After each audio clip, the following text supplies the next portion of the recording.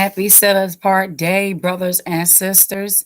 This is your sister, who come before you to serve, messenger of Ahaya, servant, sister Ziari. All right. So today is a set apart day, and I wanted to come on and share with you all a Psalms 92, and also I have a video that I'm going to. I'm not trying to be what you would call um, nitpicker, but it's a video. I'm assuming this woman is a Christian, and it was her take on the Travis Scott situation. And I was just mentioning some of that last night and warning to the people of the Most High, knowing that our people, Yehoshaphat Ben Yisrael, Shabbat Shalom, brother, welcome. And the reason I wanted to mention, I don't want to just rebuke the kingdom of darkness, but those that have the error of knowledge from a Christian point of view, they're in error as well. And so if you don't have the right information, you can do just as much damage. And so because of that, I want to come before you all and rightly divide and also just give clarity on the matter. All right, because the Most High doesn't like for His people to be ignorant. All right. So the first scripture I want to just read with you all is Psalms 92. I say this is a good Psalms for the Sabbath day. It says, oh, first and foremost, let me start with the greeting, which is, "Blessed be Yahweh, O my soul, and all that is within me. Bless His holy set apart name. In Yeshua, the true and living word, I shall be confident, and the Father shall be glorified." Psalm 92, a psalm or a song for the Sabbath day. It is a good thing to give thanks unto Ahia and to sing praises unto His name, O Most High, to show forth thy loving kindness in the morning and thy faithfulness every night. Upon an instrument of 10 strings and upon the upholstery, upon the harp with a solemn sound. For you, Ahia, have made me glad through thy work. I will triumph in thy works of thy hands. O Ahia, how great are your works, and your thoughts are very deep. Our brutish man knoweth not, neither doeth a fool understand this. When the wicked spring as the grass, and when all the workers of iniquity do flourish, it is they that shall be destroyed forever. But you, Ahia, are most high forevermore. For lo, thine enemies, O Ahia, for lo, thine enemies shall perish. All the workers of iniquity shall be scattered. But my horn shalt thou exalt like the horn of a unicorn. I shall be anointed with fresh oil. My eye also shall see my desire on my enemies, and my ears shall hear my desire of the wicked that rise up against me. The righteous shall flourish like the palm tree. He shall grow like a cedar in Lebanon. Those that be planted in the house of Ahiah shall flourish in the courts of our husbandman. They shall bring forth fruit in old age. They shall be fat and flourishing. They to show that Ahiah is upright. He is my rock, and there is no unrighteousness in him. All right. So that's the scripture I want to share with you all. And I have the video that I want to share with you all. And it's not to pick on this sister, but she says something that really took me. And it was crazy because the children I just watched last night, what is it? Nat Turner. Yep. We just watched Birth of a Nation last night. And let me fix this. All right, back a little bit. So just from watching Nat Turner Birth of a Nation last night, having when you have the truth, you have the real understanding and the real heart of the Father. I think Christianity was no, it is one of the greatest tools that our oppressors have used to keep us docile and to keep us dormant and to keep us ignorant in our strength, because the Most High commanded us to be thou strong and courageous and to fear no them, for He is with us. But if we are in sin and we are not in the way of His truth, then they have the advantage against us, and we're disadvantaged. And it's mentioned in Deuteronomy 28. All right. So this woman's name is Kanika Jenkins, I think. Kadisha Jenkins. And I'm gonna try to take it back to the beginning where I was at. Not all the way to the beginning, because I just want to get to the point of what she said to bring correction to this. And it's not, like I said, it's not to be picking on nobody or making her feel any kind of way, whatever have you. It's just at the end of the day, the point of the matter is this. It's time to deliberately address the error, the deception, and the confusion that comes out of Christianity is trying to contaminate the sheep of the Most High. All right. So let me see if this is where I want. You've been listening to. Okay.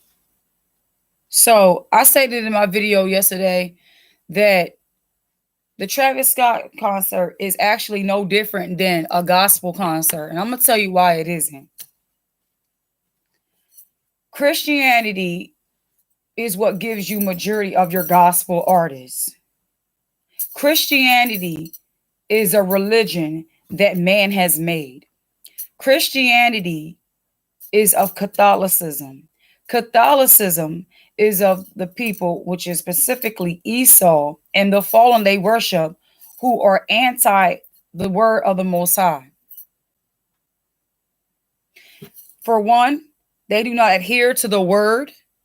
They just straight jump, skip, hop the word and went straight to the feel good, the miracles, the mystery. Well, they couldn't go to the mysteries because they don't understand them. But majority of Christianity is about show and miracles, and I got a sign, and God told me this, and God told me that. And I was sitting down eating my breakfast this rising while listening to this, preparing myself to come before you all, knowing that the fire of the Most High was boiling inside of me.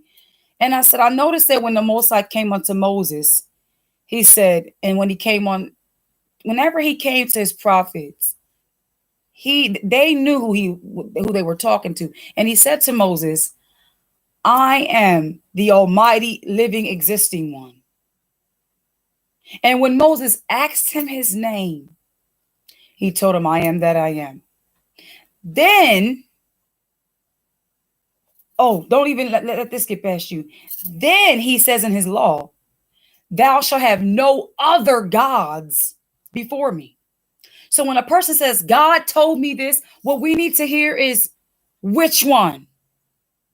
What we need to ask. That's what needs to be mentioned now. Just because a person says, and majority of their visions that they get from God is always the kind where the prophet Jeremiah was told by the Most High. The prophets prophesy lies, and they say soothsaying things, and stuff that is gonna coddle them and keep you in that hypnotism of sleep. And like I asked my children the other day, I said, talking about the American dream. When you dream, in order to have a dream, you got to be what? And they said sleep. So they say this is a land of opportunity, but it hasn't been a land of opportunity for the children of Jacob. When we came out on the ships and we came over here, were we coming over here for opportunity? Mm-mm. When the Aboriginals were here, known today as the Native Americans, the natives, not Americans, because they're not native to this corporation of America. They're native to the indigenous to this land. Were they here? Did they maintain their opportunity when the corporation of America was being established? Mm-mm. So who was the opportunity really for? Because beyond what nation, right now, there's a kingdom that's at rule. And this kingdom's leader doesn't even know what truth is. Just because it was Pontius Pilate who asked our king, what is truth? If he didn't know, how could he pass on down that knowledge to anyone else?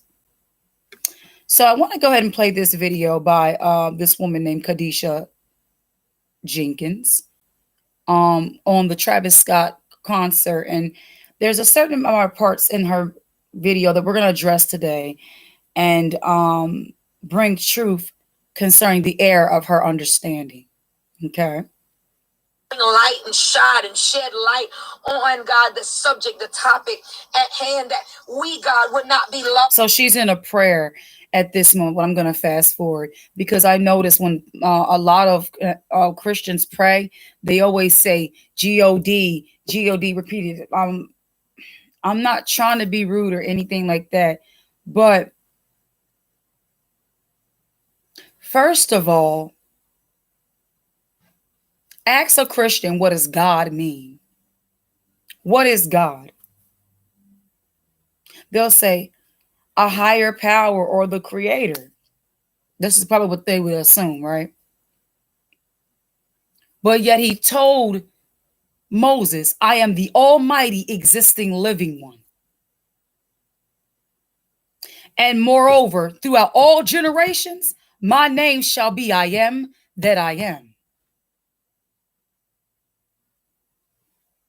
So I don't want to hear her prayer right now. I don't want to hear the prayer. And I'm thinking, oh, what's in her? She talks about the Bible, but she doesn't like people's prayers. Like, that's just simple, petty. Let me give you clarity on where I'm standing. Where I'm at with it is, you can't tell me thus saith. You can't give me nothing unless I am that I am, my Father sent you. That's where I'm at with it. So I'm going to go ahead and skip. Shalom, my beloved sister, Royal Outcast. I mean, yes, Outcast. Like it? Yes, I do. You coloring? All praises. Keep doing a good job. Listen to the story. Okay, listen to the story that goes with it. All right. So today, sister, since you're just coming in, we're going to be bringing correction to the error of doctrinational understanding concerning the Travis Scott concert by a Christian. Okay. I know that those that are the Most High sheep, we're not ignorant because we have the insurance policy planned by our King, okay, over there in John 17, that the Father will keep us from the evil. So we're not a bit moved by the evil. We're kept. However, there may be some that are on their way to be hearers and doers of the word. And because of that, we do not want to let anyone be ignorant or just take for granted or assume that everybody has this knowledge. All right. So I'm going to go ahead and press play on the video. And when she says some things that I'm not in agreement with, now, mind you, through this whole video, she's driving. She has no Bible. She has no scripture. She has everything from her own understanding. Then when she started going to the slavery part, I want you to really pay attention, okay? It has always had an agenda. Hold on, before I say that, remember the movie Birth of a Nation by Nat Turner. Remember what they were doing with Nat. I think that was the birth of a nation. I don't know if it was the nation of the Edomites or our nation, but that wasn't really a birth of us. Well, I could say the way he lashed back out was a birth. It was arousing something, because at the end it said they did certain things to try to stop a legacy or even a possibility of anybody else to think to continue that on, right? But what I can say is this is the birthing of, according to the land of our oppressors and our strangers' ideas for us as Jacob, is to birth us out, right, from a foreign womb, okay, in the doctrination of, now you go ahead from this from this plantation to that plantation to this plantation, and I'm going to need you to tell these slaves how to be good slaves now. Till about the third generation gets that you don't ever think for yourself. Nope. You better not read unless I tell you can read this. Nope. You better not think what I'm doing is wrong. I am your God, and you are going to serve me. You might make it into heaven. See, this is the foolishness that has that movie shows you, that people like her today, what they've done has come of it was effective, but not for everybody. Though those people and some of our ancestors that was with Nat Turner, the prophet Nat Turner, I should put some respect on his name. Though some of them may have passed in their attempts of standing, they stood up in courage, okay, rather than continue to serve as a coward. And even in the movie Harriet Tubman, when she came for her sister, she said, I'm not running. Well, I'm not leaving my baby. But guess what? You can't say that you won't leave your baby, because the most I call your behind up out of this earth, you leaving, and your baby's not coming with you. So whether your baby come with you while you fleeing on feet, or whether your baby be left behind while you die, either way it go, what you can install in your children is to be a rebel, anti-good slave. I'm here to set up anti-good slaves. Set up happy set apart day to you too as well, brother born savior, for the distinguished. Exactly, my beloved. Shalom. That part. Had a motive. It's always had its I should say had its ways of making opportunities for people to be sucked in. Talking about the secular music to get lost in the whole a secular world and get stuck and operating in. Now I want to say something. See, Christians try to make the world be broken down in segments. It's all the world. It doesn't matter if it's secular or if it's educational or if it's financial. It's all of the world. So unfortunately, they think that because they're in Christianity, they're not of the world, but they dress like the world, they celebrate like the world, they do the things the world does. There's no difference. I would tell my mother back in the days, I said, if I wasn't going to a modern day church today, I wouldn't know the difference between a whore or a daggone holy woman. Because you know why? They all look like the ones on the doggone street. Their dresses are tight, their cleavages up and pushed up in somebody's face. Oh, and their hair is over excessive. They don't understand modesty. You don't see homes and families. You see a lot more single women and a lot more men that are suspect and effeminate. What the enemy would want them to operate in. This has always been going on. This has always been happening. This is nothing new. This is nothing that just popped up on the scene and all of a sudden Travis Scott is doing something and then they've got this little Uzi or Uzzy or whoever he is that's out there that's saying, you know, you guys are going to hell with me. You know, you've been listening to this music over 1 million times and you didn't even know it. All of this type of stuff that's going on. This stuff has been happening. This is nothing new. The Bible lets us know this. There's nothing new under the sun. We've got to first understand the operator of the sound that's being produced in the secular world, in the world. We've got to understand that sound is being produced by Satan. How is that able to happen?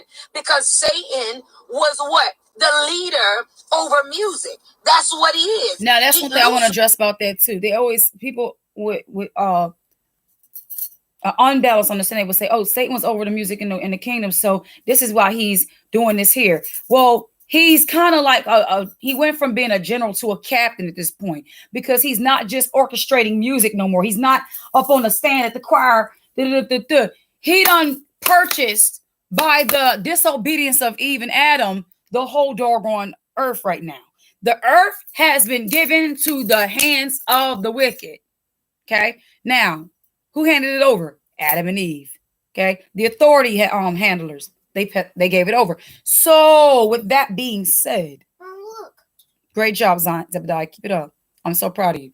So because now he has possession of all things, you notice you'll never see majority of these Christians speak out against even Kirk Franklin, Yolanda Adams and her Eastern Star Heaven Behind. Okay, TBN. When they start rebuking their Trinity broadcasting, lying, deceiving networks, then we can trust whatever the God saying inside of them. But no. We'll never trust that God, because you know why? That God has blinded them because they will refuse to hear his word. He has rejected them. That's the point blank in the period. He was over music. This is what his specialty is. Satan's specialty is music. And so the Bible lets us know that what? Satan is the prince of the air, right? Satan is the prince of the air. This is what he does. He's the prince of the air. He deals with the air. He deals with the waves, the streams. The reason why he's the prince of the air, because of the fact that when he produces music, if he was over music, and this is what his position was as a psalmist, a musician over music, and this is what Satan was. You got to understand, how does sound go about? Sound goes about through the airwaves. Sound goes about through the airways. It's an air. So I'm gonna tell you something. Now we're talking about sound, right? This is what she's talking about, sound, which means am I gonna be naive if I'm watching a movie, which behind most movies got sound. Am I going to be naive? So this concept doesn't just apply to a Travis Scott rapper or a secular music. The air, the water, the food, the clothing, the financial, all these systems that have been designed by man are organized by the fallen to keep man in bondage. Also, the major one that's at the heart of it all, for individuals like our beloved sister here, I pray that she wakes up, is religion. You've heard people talk about the word religion, how it's to bind you.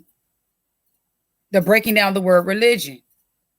Nowhere in the Bible did the Father establish with his people, say, I'm establishing with you out here on this mountain a religion. He told us, take heed to yourself that you will not be like the heathen round about you. But yet these Christians are like the heathens round about them. When it comes time Thanksgiving, Travis Scott won't be their topic no more. What will be their topic is who's playing on the field, which is the Redskins and the Cowboys, or what someone want for Christmas, or what they did last year around the table. While they're actively participating in paganistic rituals. This is why you call a hypocrite. You can't point the finger at somebody else or you can't address somebody else being a servant of Satan, all the while you are doing the very same thing. And those that be of the few of the crowd that got his spirit on us, we're looking at you like you have no idea how crazy you look. I'm here to get to the part about the slaves. It's the waves, the vibration that when you begin to speak, when you begin to make a sound, when you pluck a string or when you play a key or when you beat a drum, it's vibrations that are in the air that makes it travel. And when it travels, it goes out and it reaches who's ever in the atmosphere or who's ever in that vicinity to hear it. And so this is what Satan does. Or what should we say? Whoever's not covered. Whoever out here loose as a goose. Whoever's in the atmosphere. He's the prince of the air. And this is why there's principalities. There's powers. There's rulers of the darkness of this world. Wickedness in high places through the airways. This is Ephesians chapter 6 verse 12. And this is why the Bible tells us that we the people of God, have to be what? Armored in the full armor of God. That we can what? Be protected against the wiles and the wicked devices of who? The enemy. Who is the enemy? The thief. The thief is who? Satan. What is his duty? Right there. Right there. That goes to show you. Whenever they say who the enemy is, they say the enemy as they can identify what the enemy does, but they cannot identify when it's being done. What I mean by this is they'll tell you, oh, that's the devil, right? When really it was them themselves operating in the flesh, doing the will of the devil by their flesh. She said, who is it?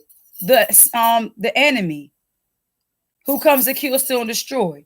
But if you show her an ancient president or Edomite who has done those things, she wouldn't say, "Oh, there goes one of the enemies right there." People say, "Well, it's not the person; it's the spirit, it's the sinner, it's the sin." Stop. That's where you get error from. See, when I was in Christianity, for one, my soul wasn't converted. Psalms 19 verse 7. Psalms 19 verse 7. The Torah law of Ahia is perfect. Making wise, and the testimony is sure. Making wise is simple. The law converts the soul. Okay, I might have mixed that up, but the law converts the soul, which means conversion from within. So when I was in Christianity, I really thought the devil was just some spirit thing. That if I would have seen somebody being a devil, I would have given them a pass and thought, oh, it's just a spirit. And that has allowed you to tolerate certain people that the Bible would have told you to cut off and not even deal with. Why else did the Most High say to us, and I told you to slay and destroy the nations round about you, but you would not? That was also one of the punishments we got cursed for. Not killing when he told us to kill. Look at Saul. Almost every single one of the ones the Most High used, they shed somebody's blood up in here if you thought it was a game. And when Saul did not kill when he was supposed to, the Most High set his behind down somewhere and took the kingdom straight from him. So he's not dealing with a docile, compromising kind of person. But every single Christian today, with the men in their non-face, their shaven face selves, their good slave, shucking job and catching fish and tap dancing selves, will talk to you about he's love. Yes, he is love. And we understand the Creator is love. But his love is also not to be played with. What the Christians today and the world have forgotten and they don't understand is the fear of the Most High is the beginning of knowledge. If you do not fear him, you don't even have the knowledge to understand what he's talking about. How am I to send my child to go do a job that a young adult's supposed to do and get mad at the child if they don't understand how to do it? I'm here to get to this point about the slaves. So here we have Satan, the prince of the air, over music. He does what? He perverts the sound. What are you saying, woman of God, when you say he perverted the sound? He perverted the sound. The first thing that was ever produced, the first music that was ever produced was spiritual. What are you saying? Yeah, I'm going way back now. I'm going way back to slavery times. Bring it. Come on, bring it. The first music that was produced was what they call Negro spirituals, right?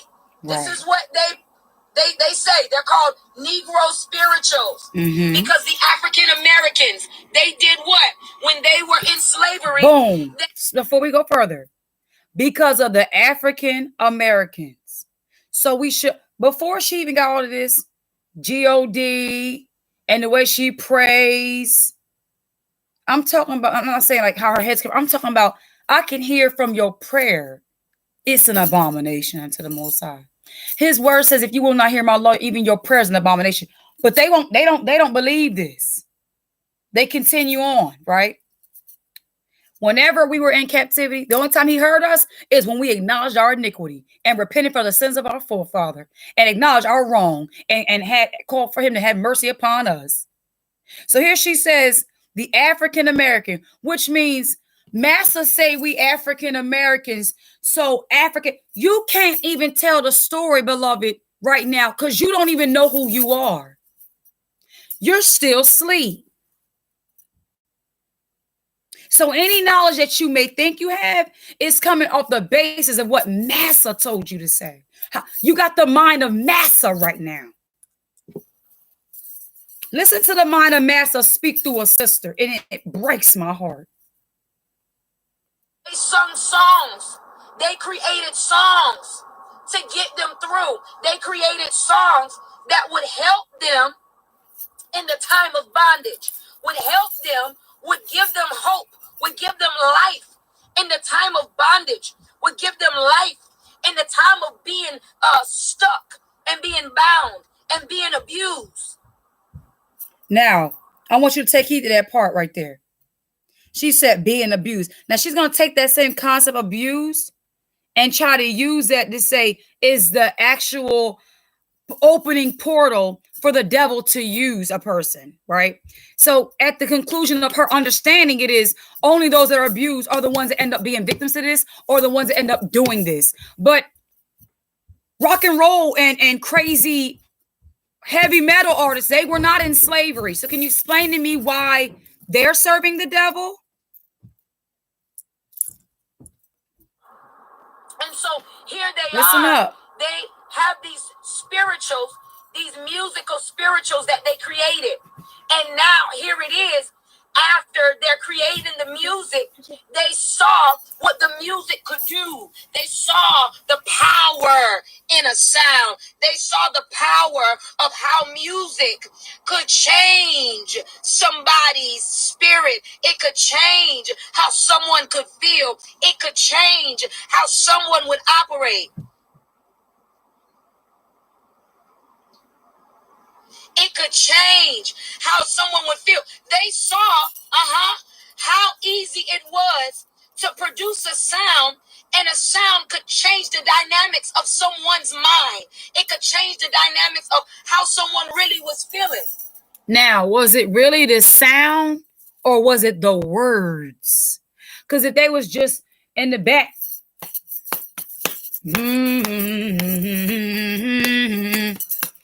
tapping some spoons and getting some congos and just, or was it the lyrics of Way in the Water?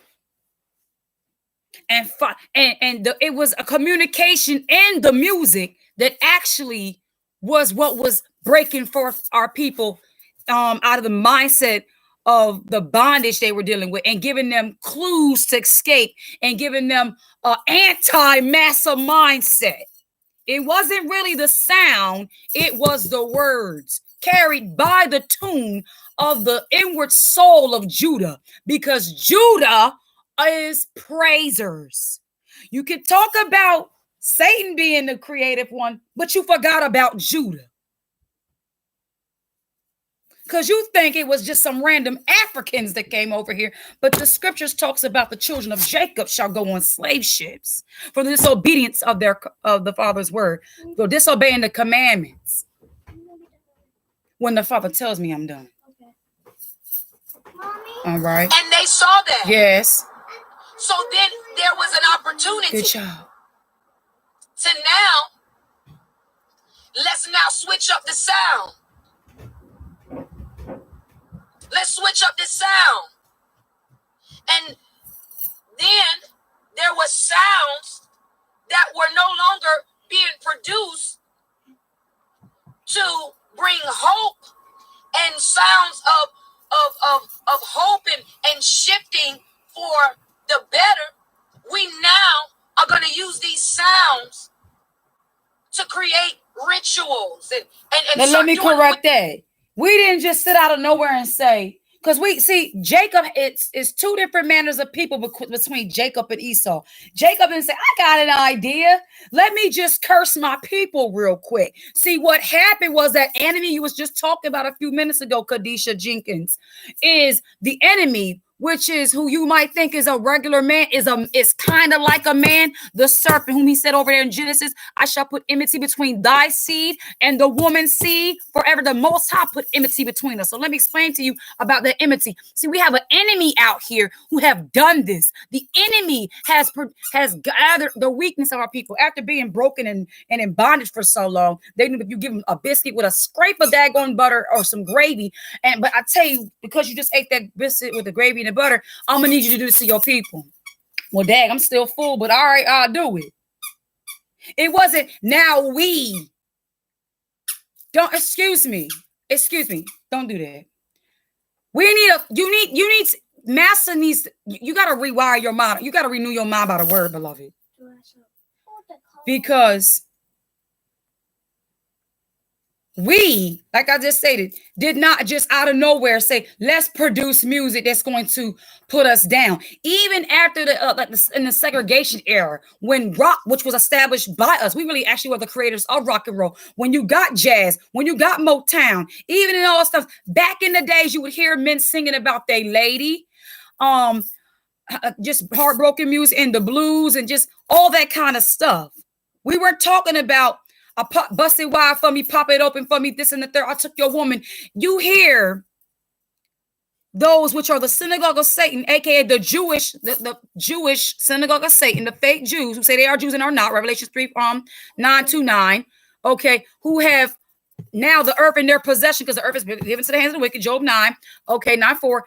They are the ones that convince, deceive. Say Jacob, Judah, specifically. You are good at the music you create.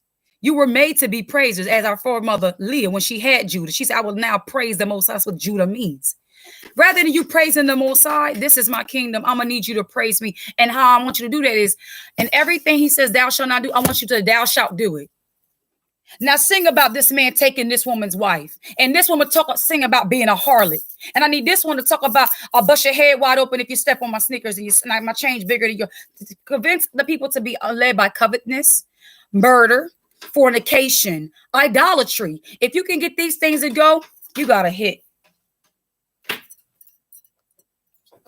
Because let me tell you something. When people were singing them Negro so-called spirituals, those were Judah influenced spirituals, okay? Yes, we are Negroes, but we specifically, let's get some respect to the name. We are the tribe of Judah out here, okay? Benjamin, Levi, and Judah, okay? So scattered and dispersed from the four corners of the world, as it is prophesied in all the prophets. Specifically, Deuteronomy 28, verse 68. And because of those people who were fresh off the ship, they still, before Massa rewired, branded their minds, before the Western mind really took over about the second, the third, fourth generation, they still knew who they were. This is why you got Kunta Kinte, beloved. He tell you my name is one thing, Massa say, no, that's not your name. If a person tell you your name is this, are they going to just give you a new name, or are they going to give you a whole new identity?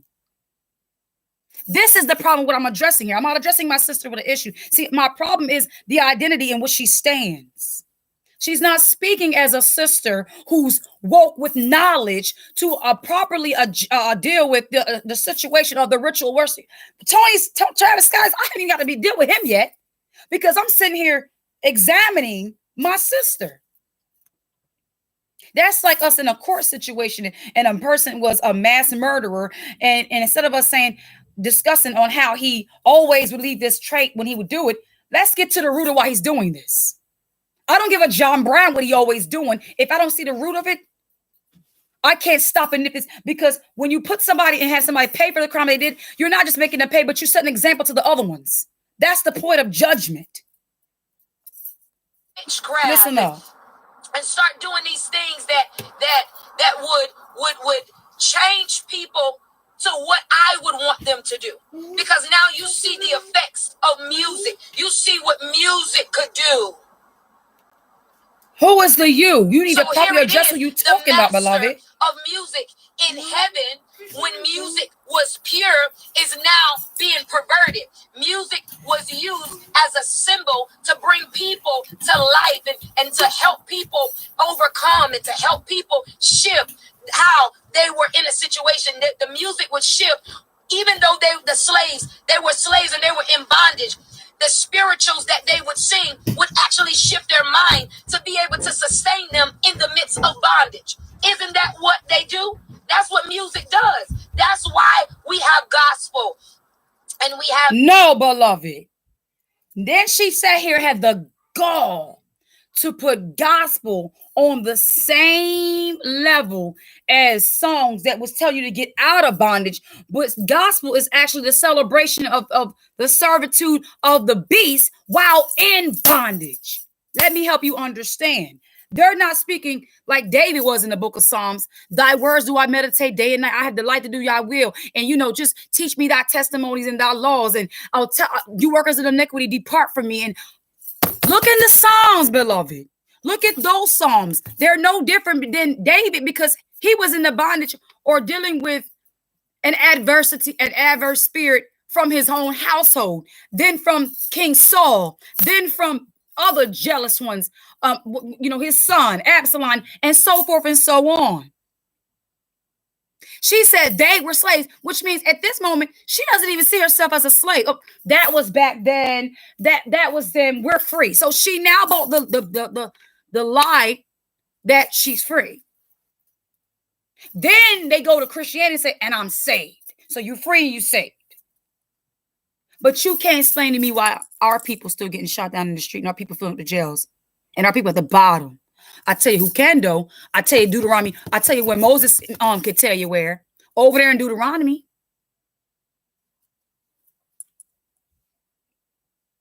Our gospel music, and we have our inspirational music. Inspirational. There it goes. Inspirational. Which means, guess what? If the music was only to just inspire them while in bondage, they would have stayed with happy feelings still as slaves. But eventually, some people like Harriet and Nat Turner and some other ones, and Douglas and them, they began to think of ways to get the John Brown out of bondage. No, they couldn't save the whole nation, but they did some things to say, I'm not just going to listen to this song about father drinking gourd. Okay, or cherry, carrot, and not only that, but they also rather had never just singing about being to help them get through, but they were singing songs like "Swing Low, Sweet Chariot," "Carry Me Home," which means I'm not looking to get comfortable here. Take me to John Brown, home up out of this mug. They knew this was not their rest. Just like Harriet's last words was to my sister prophetess Harriet Tubman, who said, I go to prepare a place for you. Where is that at? John chapter 14. Who was speaking out of Harriet? The king was speaking. She was speaking under the influence of the Holy Spirit. And she said, I go to prepare a place for you. Which means this place ain't for our people. So we don't need music to inspire us to be here and to make us feel good. Like it's not that bad. No, you need to see that it's bad, because if you don't see that it's bad, you will not repent. Rather than you being comfortable in Babylon, you need to be agitated and hate your life in this kingdom. That's what it needs to be. Stop getting cute out here. Stop decorating your sin. Stop putting perfume on your stank and look in this book and read. Pastor wants to hypnotize you while he got a battery pack and a hand handler in his back telling you, now tell them this, now tell them that. I bet you they come out their pockets then, now tell them this and tell them that. But just don't tell them this and thus saith that. We have all the different types of genre of music now, because music can dictate and determine how a person is going to operate or how they feel. And this is what took place way back in the past. We have different genres of music because we have different genres of people with skill with music. That's the reason, not because it can dictate. I mean, that's not really a reason. I'm not trying to be a smarty pants, but I'm just simply saying that's not the reason we have different genres of music, please. Sometimes people try to sound deep, but they're really not saying nothing. And I'm not insulting the sister. I'm just keeping it real. Spiritual for uplifting. Music then become tainted. Now listen to me. Uplifting, inspiring. If I'm a fornicating, lying, scheming, stealing, idolatry, fulfilling vessel, right? But somebody, I go to church and gives me a good old message, and it doesn't have me consider and examine where I'm in error.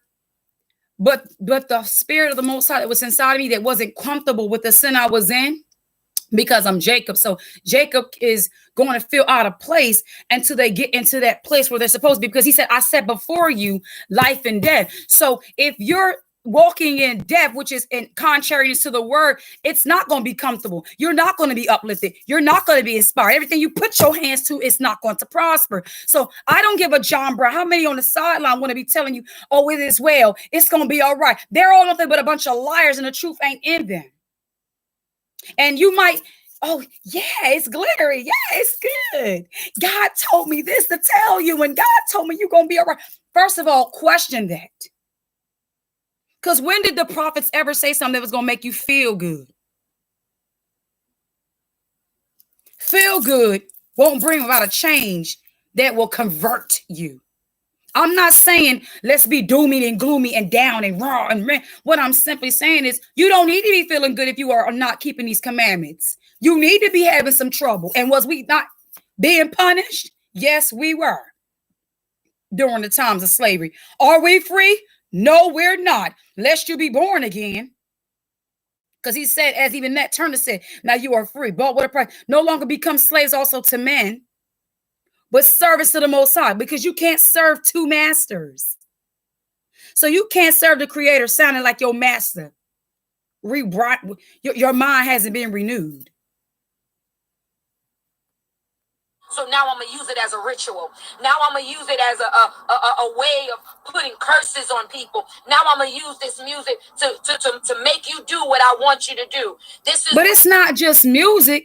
It's a typical commercial that uses the same formula. Or even Just a restaurant on the side of the road. Tell me why every single fast food restaurant feels the need to put bacon on a burger now. Explain that to me. Explain that to me. See, you can't see when you don't have the law of the Most High open your eyes. Open down my eyes so that I may see the wondrous things out of thy Torah law. Somebody putting bacon on a burger. Oh, that they just putting bacon on a burger. No, you trying to defile me. That's what I see. You trying to cause me to go against my father. That's what I see. I see in every corner, in every avenue, the tempting of my father and the finger to my father and the clutching upon his people, trying to choke the life out of us. That's what I see. But no. They don't see this. Crab legs. I don't mind eating from bottom roaches out the sea. I don't mind the tanks of the toilets going to the bottom of the ocean where poop and dead bodies and tires and oil waste and all this stuff goes to the bottom of the ocean. I'm going to turn around here, though the pigs and the swamps was filled with the demons, and ran to the sea and went to the bottom of the ocean, and then crab legs ate them up. I don't see that. The uncleans are unclean. It's all right. This is how they think. Music then became. And so now this is what. So if it became ritualistic, who is the author behind this? It's like finding Waldo out here.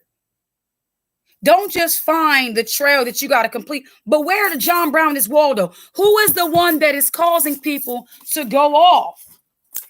I'm going to give you an example. Psalms 83. Let's go there really briefly. I got this one bigger. Psalms 83. In case she finds this video, I would like for her to find these scriptures I'm going to mention that will wake her out of that slumber of massa mindset. Shalom, my beloved sister Takoya Allen. Welcome. Happy set apart day to you and yours as well. All right. It says, keep not thou silence, O husbandman. Hold not thy peace and be not still, O husband. For lo, your enemies make a tumult. They that hate you have lifted up the head. They've been exalted. They've been inspired in the counsel of their evil.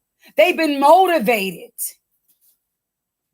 They have taken crafty counsel against thy people and have consulted against thy hidden ones. They have said, come, let us cut them off. Who? If they hate him, he got a people. Obviously his people, okay, from being a nation, that the name of Jacob is mentioned here, Israel, may be no more in remembrance. But they didn't stop that name Israel from being in remembrance, because that name has been given to other places and so forth and so on. But the end of the name, if you don't remember, first of all, like he said to all the prophets, I am the Most High of Abraham, Isaac, and Jacob. That's what he's popularly known for. Let's agree on that. Every time you ever heard, he said, I am the husbandman, which is the living power. It would say some churches would say God of Abraham, Isaac, and Jacob.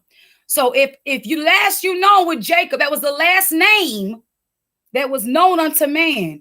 They'll say, oh, his name was changed. All right. Well, in same scriptures, I'm seeing that whole situation is made to be a lie. You know where I stand with that? Because the so-called angel said, your name shall no longer be called this, and blamed on the father. But the father's not dizzy. He's not going to tell you 1 minute your name not going to be this, and then you see it in the same scripture. So I'm going to just rest my case on that. However, Jacob has inheritance. So in other words, you're not going to be remembered to be a nation of an inheritance. Take that mindset of kingdom out of you so I can give you this new. Your name's not Kunta. Your name is Toby. No. My name is Ziari from Benjamin. No. Your name's not Ziari from Benjamin. Your name is Clara Beth. My name's not Clara Beth. Clara Beth. I didn't just give you a name. I gave you an identity. So Clara Beth is a shucking, jiving, happy, fetchy, catchy, fetchy, tap dancing slave.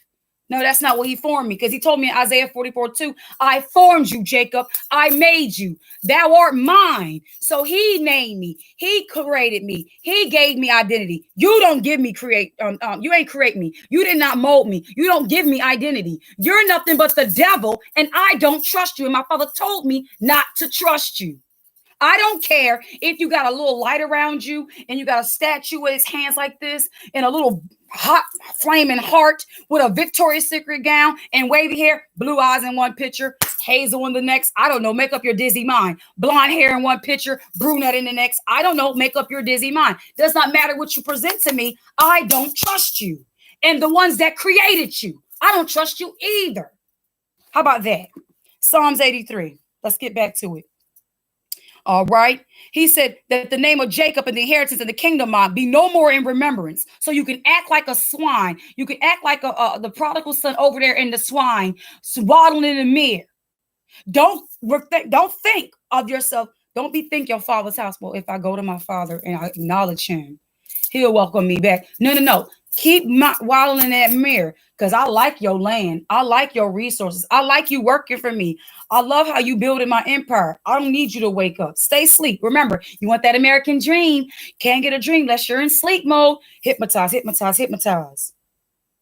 They have consulted together with one consent. They are confederate against thee. Confederate and the word Edom, aka white man, go hand in hand. You ain't gonna read this scripture and see somebody's confederate against his hidden ones and not see the white man. But when I play the rest of what she just says here, she has an error put her mouth on one of the prophets of the Most High, and I cannot stand here today and let this kind of nonsense go on. This is contamination of the Most High, a contamination to the Most High sheep. It says the tabernacles of Edom, the first one's mentioned. Now, who the John Brown is Edom? I'll tell you who, your old ancient rival brother, who swear up and down we stole something that was only ours from the beginning. If a person's given something or born with something, but they don't regard it, do they really possess it? Only wanted it when somebody else found worth in it. Doesn't that sound familiar? Oh, you don't think when they came to the continent of so-called Africa today, the land of Ham, when they came over there, you don't think when they came over there and they seen how we was running things like coming to America type time, we wasn't no bodies monkeys walking around look like some savages untamed. Nobody goes and gets a orangutan or a uncivilized person to build their empire. Now make that make sense for me, please. You don't think when they came over there to see how we was running stuff, they wasn't like, oh my goodness. I want this. Ooh, I need that. Let me take that. And get them to build ours. Ishmaelites, Moab, the Hagarenes, Gebal, Ammon, Amalek, Philistines, the inhabitants of Tyre, Ashur, also joined them, and they have hope in the children of Lot. Do unto them as the Midianites. This is what our prophets, this is how our prophets pray. But I'm going to let you hear what she says concerning the minds of those. Now, she's talking about Travis Scott with the concert and how they're doing rituals to control the minds of the people. She uses an example of a person back in the slavery days. I couldn't hold it in no more. I'm going to let you hear it for yourself. How when they were thinking to kill the slave owner, they were demonically possessed. Father, help us, help us. Father, please help this woman today.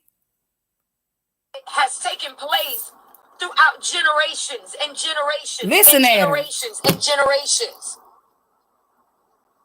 People begin to realize that God had given them gifts, and that gift was to create, and creating in a manner of sound. And there are so many people who realize, because let's be honest, there was only church. All we knew was church.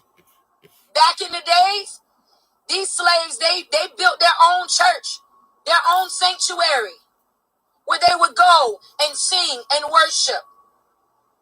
And then those who operated in that spirit of demonic presence and operating on how to get out, because when you're bound, when you're stuck, when you're dealing with things, those slaves that were abused a lot, those slaves that were ones that were tormented by the slave owners and different things, they became got in a place where they were so broken and so hurt. Remember how the enemy enters in.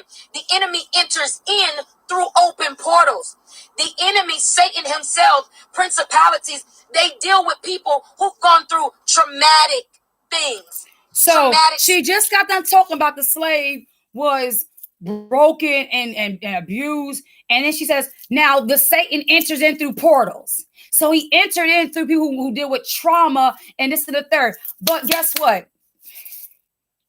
My goodness. So you mean to tell me the whole nation because this DNA of trauma is passed down through the gene code. Do you understand? It's passed down. So that means every descendant of a slave, you basically say out your mouth that we all have Satan had entered into us. That's what you're saying. That's one. But I'm going to let you finish listening to her. Because every single person that's been traumatized, Satan's entered into you. Not the person that's causing the trauma, just the ones who's been traumatized. So say a woman's been raped, she went from being raped to broken, not trusting men, a little more to herself, not open when, things of that such. That's a place, that's a vessel open for the devil to enter into. This is the mindset that's not based upon scripture, and she's just talking out the side of her neck as she's riding down the road, hands consistently off the wheel. Situations, trauma, abuse. Listen at it. This is how the enemy can enter in now. And so now the enemy has entered into these beaten, abused, broken slaves.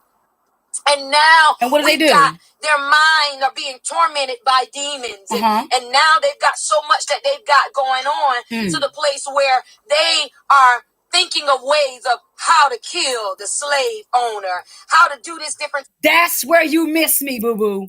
That's where you miss me. Because let me show you something you might need to go check out The Birth of a Nation, because when Nat began to, he said, I've been reading these scriptures, and he said, but I went through this with a new pair of eyes. I love to hear a prophet talk with the mind, like with the strength of Samson and the determination and faith of David. Come on and give him the glory. And determination and the unwavering stance of the Maccabees brothers. Come on now. He said a new pair of eyes. And when he looked through there, his eyes zoomed. Then it showed them camera view, basically like showing you how certain scriptures the Most High may come alive and come to him. So he could see the heart of the Most High. And he said, we can do this together. We wait for the Most High signal. He said, and we go cut off the head of the serpent. Even with Harriet Tubman at the very end, when she was talking to the soldier, she said, a snake crawl up your leg and he bites you. You get to crying and squirming, waiting for the doctor to come and get him off and cut the bite out. But he scoops up your pants leg and bites you somewhere else. In other words, don't cry about the last wound that the snake gave you. Cut that daggone serpent. Are you ready to kill this serpent so he can't bite no more? Two different vessels. Same example of comparison of a snake in regards to the Edomites, aka your Caucasians. Need I remind you, the Father said over there in Genesis to the serpent, I shall put enmity between your seed and the woman's seed. And what did John say to those vipers sitting on the sideline while he was doing the call and make way for the Most High Yeshua to come, the Son of the Most High Yeshua to come? And what did he say? Who have warned you of the wrath to come, you old generation of vipers? In other words, this call's not for you. You don't get an opportunity to make straight your paths and get clean and get in this water. You don't get new life. Stand still, because we shout straight. Psalm 91. Psalm 91. Come with me. I believe it's verse 10. It says, verse 13. Beg your pardon. It says, pardon me, not beg your pardon. Thou shalt tread upon the lion and adder, the young lion and the dragon shalt thou trample under feet. You shall tread upon the serpent. And I mean, we was trodden down, and the holy city shall be trodden underfoot until the times of the Gentiles be fulfilled. So when their time is up, I'm gonna need you to lay down.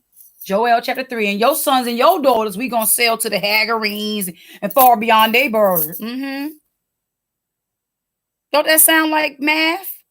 1 + 1 = 2. Type of stuff. And it's no more of the spiritual of trying to keep ourselves in hope and keep ourselves in a place. It's now ways to get out and ways to escape. And I'm going to be this and do that. And this is how these demons operated. So there were rituals and different things, and so many that operated in witchcraft, and so many that did things. So is Christianity, I'm going to say this on the camera. Perhaps any of her little people will see this video and spread it to her. This is Kadisha Jenkins TV concerning Travis Scott's video, concert, whatever. He's a well-known lost one.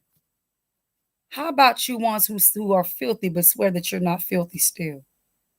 How about your ritual witchcraft of Christian celebration? How about your Easter you just had last spring? How about your Sunday worshiping the sun god every first day of the week? How about that? How about your Christmas and your Thanksgiving you get ready prepared for? And your Halloween you probably had trunk or treats in your driveways at your church parking lot. How about some of you churches out here telling people to get vaccinated? How about that? How about your love of money and your servitude to this kingdom? How about that? How about we talk about that sorcery right there? How about we deal with that, and then we can go and head over here and sweep somebody else's front lawn? This is how these demons operate. Can you explain me how the demons operate in your local churches? How there's just amount of churches as there are bars and everybody drunk, not with wine. Cause them to be in a situation where now I'm going to produce a sound that's going to bring about a murdering spirit. I'm going to produce a sound that's going to bring about one thing. One of my elders said before he passed, rest his soul, the Rohe Nabi, the one tough guy. He stated that Eddie Long, which was one of these murderers, okay, a murderer who's no longer allowed to murder. Most I put his light out. Murdered the congregation and the people of the Most High through deception, which is one of the tools was Christianity, and whoredom, which was sodomy practices with young men. He murdered the pureness. He took the pureness from these young men and turned them out. These were young men who were broken. And that demon who took advantage of those broken people manipulated them to act like he was a father unto them. Then lo and behold, began to prowl them as if he wanted to put his little hand their leg, or he wanted to, get them tender and ready for when he wanted to go through the backside, or probably ask them to do him some sexual favors. However, whatever his form of filth was. The point of the matter is this. It's time for Jacob to stop saying, oh, I don't mean Jacob. The children who are of Jacob who are still in the world, such as in the world of religion, in the world of spiritual paganism practices. What I mean by that is anything other than and contrary to the word of the Most High. If you're not keeping his holy days, if you're not keeping his Sabbath day holy, which is today, okay, if you're not dressing in modesty, if you're not getting your house in order, if you're not teaching your children the Torah law when you sit in your house, when you walk in your way, when they rise up, when they lie down, then you're still asleep. You're still doing the bidding and the works of the enemy.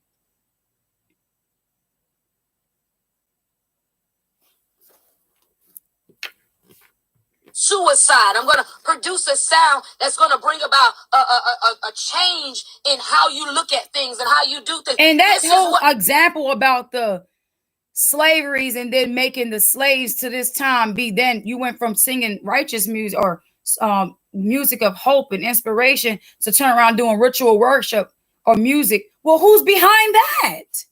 That's where I want her to get. When you find, if you find, I pray the Most I have you stumble upon this video. I might have to retitle it to, this is for you, Kadisha Jenkins. Maybe it'll get her attention that way. Because I don't tend to make my titles be too much for too many eyes, because I'm only sent for a few. So that's why I do things the way I do it. But for this one, I'm going to have to throw out my net, cast it out to the deep so I can deliberately get your attention. How about you just would have said something in the likings of this? The ones behind them, those who are over the entertainment, because there is a temple of Satan on this earth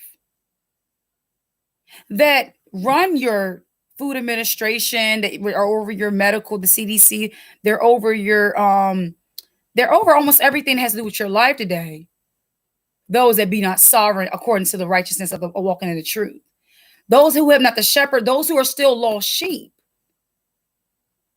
Father doesn't like to see you lost. And then she was in the beginning of this video, I couldn't play it, but she said, those that are atheists and don't believe, they're just lost sheep. Let me explain something to you on that, okay? Because that gives the mindset of anybody that receives him can come onto him. Or, I mean, not that. Anybody that has the opportunity to hear this can automatically become this. And I'm sorry to break it to you, but there's only a remnant that's going to be saved. The word says, if the righteous scarcely be saved, where will how is the sinner going to appear? The sinner is those who breaks the Torah law, because sin is a transgression of the law. That means anybody transgressing the law continually is not going to, where the John Brown they're going to stand at, because it's the book of the law, the books that were open, he's going to judge you by. He's not going to need to go to Philip and Paul and Peter and Thomas and Timothy's letters for you to just say, well, how did you? He don't see the letters from the apostles was the conduct of maturity for those who already knew the law and for those who have understand how to conduct themselves according to the law. You know, you don't jump over the word and say, I can have charity and I can operate with mercy and grace. Excuse me. I'm gonna need you to go right back to elementary school. You need to go back to the schoolmaster. And he's gonna open to you and simply say, do you understand that keeping the Sabbath day alone is the sanctification of his people throughout all generation? It is a sign between me and you. Did you know that?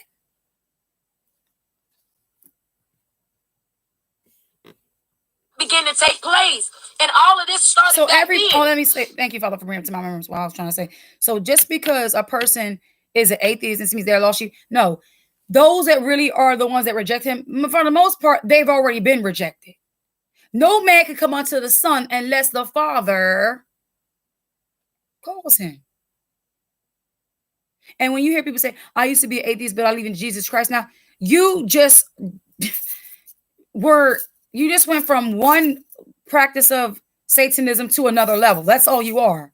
Because Jesus and God and Lord, those are different gods. Because see, the Creator said, thou shalt have no other gods before me. The way you know that you're serving other ones is how many names he got. How many names do your God got? Because the Creator told Moses only one name. That is, I am that I am. And the Son definitely came in the name of the Father, because you look through just the books of John. Well, how many times he said I am? Even when they came looking for him. Who are you looking for? They said Jesus of Nazareth. Excuse me. That's as was written, but they said Yasha from Nazareth. And he said, I am he. And they fell back. Again, I asked you, who you looking for? Yasha Nazareth. And they fell back again.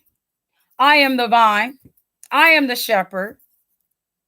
Not just saying I am, but it was the Father's authority. It was like everything the Son said, the Father, he was saying what the Father said.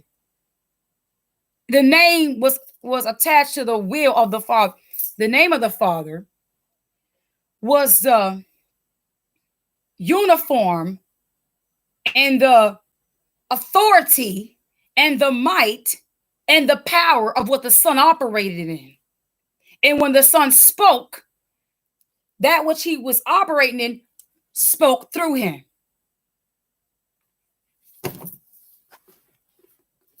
And how can you get Jesus in God? Tell me how the name of that is in tell me how that makes sense.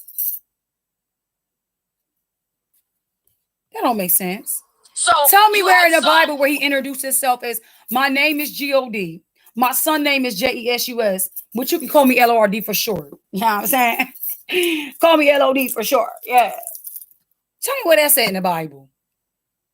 Or if you're dealing with a KJV that's Greekly influenced, of course you're going to see it written LORD and Jesus and God in there, because an enemy has crept in and sowed tares amongst the wheat while we slept. And we were sleeping in the times of slavery because we wasn't allowed to read or write then. And we wasn't allowed to know according to who we was. And some of y'all still don't know who you are. But whatever master tell you, that will you do, right? Whatever master tell you, that's what you believe. Were doing church and doing God, and then you had some who were out there doing music their own way. Listen. And so generational curses came about. No, boo-boo. I'm sorry, sweetheart. Generational curses came about. Deuteronomy chapter 28. And also was warned to Abraham when he fell upon a deep sleep. And the Father said, know for a surety that your seed shall go into a land. Now, that was way before we even went to Egypt. And we wonder. So that's not fair. How we, because guess what? He already knew right then and there. Hey, out of Jacob, I'm going to have a prophet rise up. He already knew. Before he called the people unto himself, I'm sure he examined the people. I'm going to call them unto myself. I'm going to raise up one amongst them as an example of what my son's going to go through. His name's going to be Joseph. I'm going to make him a fruitful vine. All right? Fruitful branch. And his brothers are going to hate him.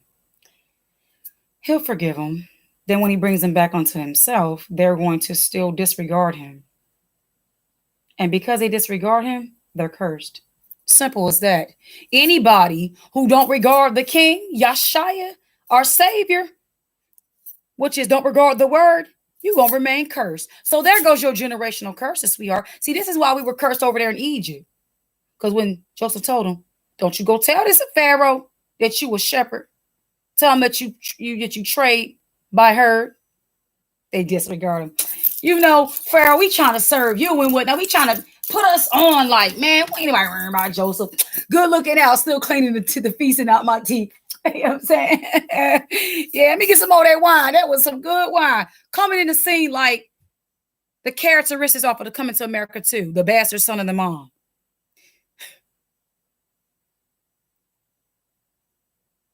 And what does the word say when you disregard the prophet? Now, that's why the Bible said, I'm going to send one. Even Moses told you. And if you will not hear him, he already told you. Somebody else going to come in their own name, which means Jesus doesn't come in the name of the Father. So that's somebody he's all the way made up.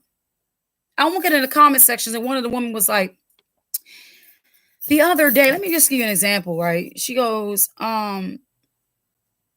the other day I was driving and something was hitting my head and I just kept screaming, Jesus, Jesus, Jesus. I pulled over. No, never did she ever say, and once I called his name, I was whole again, or the power cast out the unclean spirits. She just goes, I pulled over and I realized something's happening in the atmosphere. Well, yeah, duh. They always say something's happened, like as if there's ever a moment where there's nothing, like as if the kingdom of darkness is on vacation or if the kingdom of darkness goes on break. Stop. They're not going on break. There's always something the kingdom of darkness is doing against the kingdom of light. Kingdom against kingdom. That's been from the time when in the garden we said, I'm going to put enmity against your seed and her seed. You think they was going to wait till about a fifth or third or sixth or seventh, eighth generation to then wage war and put something in the atmosphere? They don't even, some of these Christians even think about what they're saying? Does it even make sense? Something's going on. Now, you may discern a particular force in what they're doing because gifts come without repentance. However, okay, you discern it. Maybe you in it, and that's why you're sensing it. Have y'all considered that? Some of y'all are in the stuff you say something's going on in the atmosphere. It ain't just in the atmosphere. It's an atmosphere. It's touched down on ground. It's underground. It could be going on in your own household. Because if you're not in the secret place of the Most High, abiding under the shadow of the Almighty, you can rip up, you can read it all you want to. That alone also it's secret. Hello, it tells you something right there. So not everybody gets secrets. Everybody is not abiding in the secret. Some people are abiding in the world and are of the world. Because now those that operate. Because now that you got Kanye West out here having Christian church, I think every single Christian needs to reevaluate what the John Brown Christianity is about, period. They had the nerve to name one of their children Psalm. I just can't. You got Kirk Franklin. I saw something on YouTube saying he was doing something for the homecoming of Snoop Dogg's mother. And people are like, see, this is why Snoop Dogg stood, because his mom's prayers were. This a whole grown man who is willfully in at contrariness to the Father's word. You think his mother's going, you be as evil as you want and make money, baby, and buy me a house and buy me a car for it. And I just pray the Most High don't judge you. You know how you sound calling the Father like this. Hello? Yes, my son's wicked and evil, but don't implement your righteous judgments according to his ignorance and disobedience to your word, okay? That's my baby, all right? Oh, yes, don't mention it. You got it. Yeah, I got your voicemail talking about on Sunday at 12 o'clock at Reverend Lonnie Loving them's congregation and all that. After you hooting and hollering, Karen, I got your voicemail. So you told me not to please don't let him die. Please don't let him sign with this one. Let him sign with that one. Oh, I got you. Absolutely not. Most High's not hearing that foolishness. Even the prayers of the ones who will not hear his word are an abomination. Even your prayers are an abomination. If you will not hear, because after you hear, you must then do what? Obey. Different things. Talking about generational they now curses. have done what? They've allowed what was in them to be passed on through their children, the bloodline. This stuff begins to pass on. So then she said it's passed on through bloodline. You want to talk about bloodline and generational curses? Do you understand that the blood of the Mashiach is on our hands? Don't act stupid now. When they were saying out there, when he was being hung on a stake, they said, let the blood of him be on our hands and on our children. That was some wicked. And at the same time, they were speaking. What they basically were saying was, his blood is on us because his blood was shed for us. And let that blood be on our hands and on our children, right? So that means reinforcing set before you the blessing and the curse by blood covenant. That's what it was. So that would tell you, I don't care if you want to go sign a contract or you want to be in agreement with the devil. You still already, so you got two contracts now. But one contract says that you're bounded by death because you already disregarded this contract by getting in this one. You disregarded the covenant to take part in covenant with the kingdom of darkness. This only applies to Black people, African Americans, according to your logic and breakdown, Kadisha. Miss Jenkins. I don't want to mess your name up. It's a beautiful name. According to your logic, this is only happening to our people because you're only mentioning African. But I looked at that concert, and not to mention he had a baby with a little white girl, aka Edomite. There was a lot of Caucasians out there.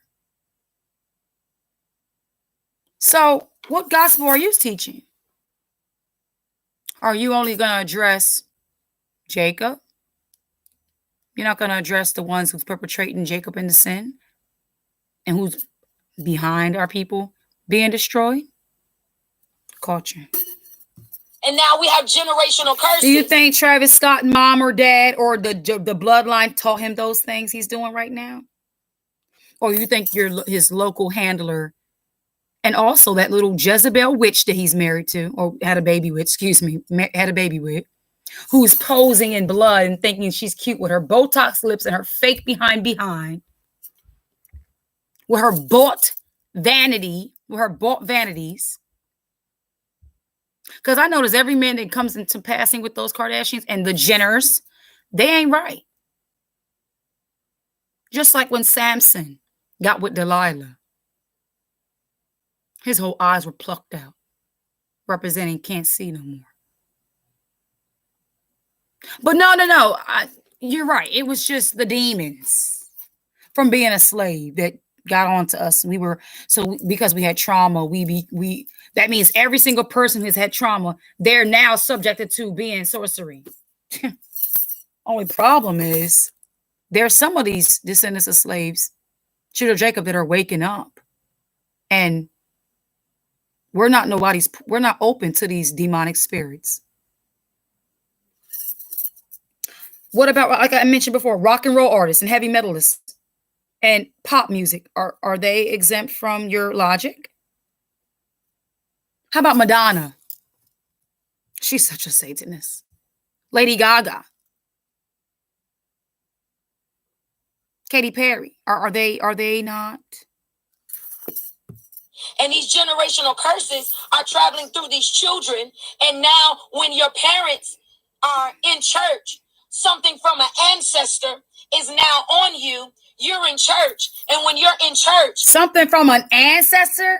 So she just disrespected our ancients and sat there and said that the demonic stuff is coming from our ancestors, which means every single enemy and deceiver and adversary that's living amongst us today, she doesn't see them as enemies. The problem is anciently. So rather than her looking to the ancestors and saying they are cursed and this and the third, for as her to see clearly now for her generation, it's a shame. She has children. Her house is destroyed. I'm sorry. It's just the reality. Until the Most High chooses, if it's his will to wake her up. Basically something from the ancestors. But where did the ancestors get it? So were the ancestors in charge of how, or were they not slaves? You mentioned slaves. So that means they were in bondage to who? That means any form of practice. If you look at the movie Birth of a Nation, it shows you they weren't even allowed to congregate without a few of those Edomites present. Just like the days in Rome, just like over there in Egypt. But no, if you're going to say for something for the ancestors, well, how back are we talking? Because you don't even know how far we go. Our history doesn't start at the ships, sweetheart. That's not our history. But a lot of you ignorant, sleep, hypnotized Americans, you melanated Americans, you think, because Massa wired your brain to think your history goes back to just slaves and, from here. And now we're not slaves anymore. Well, why the heck did we become slaves? I'll tell you why. Again, Deuteronomy 28. This is crazy. Church and you're listening the to sleep the is real. and the music, and it feels good to you. But all of a sudden, you go home and you make a different sound. You find out, I got a gift. I can sing. And this is how the secular world. Because the music in your church is not converting the souls. That's why. Of course, it feels good. Like when they go to the club and they popping it, twerking it, dropping it down low, and picking it up slow. Of course, they're going to shake it up and they want to go home and take their voice and say, well, in the church, I'm really not going to make much money. But if I go sign this contract and go to America's Idol, which a lot of you Christians watch, or Who's Got Talent or whatever have you, and my baby going to make it. I pray my baby make it. Y'all be just as happy if your child joins the military. You'll be just as happy if your baby went to the craziest or to a university. You'll be happy if your baby is esteemed in anything of this system of Babylon, the great whore, the so-called land of opportunity, which is the land of bondage and idolatry. You'll be like, yes, honey, go ahead and make some money. Get us out the hood. But you still in the hood, and then it doesn't matter because it's not the hood you want to leave. It's the curses you want to leave. Because the hood is where it is because we're cursed. It doesn't matter where it's like a trailer park was a move out of trailer park and go into a nice area. They'll be a little more welcome because they're Caucasian and they'd probably be able to get on their feet and as if they were never in the trailer park.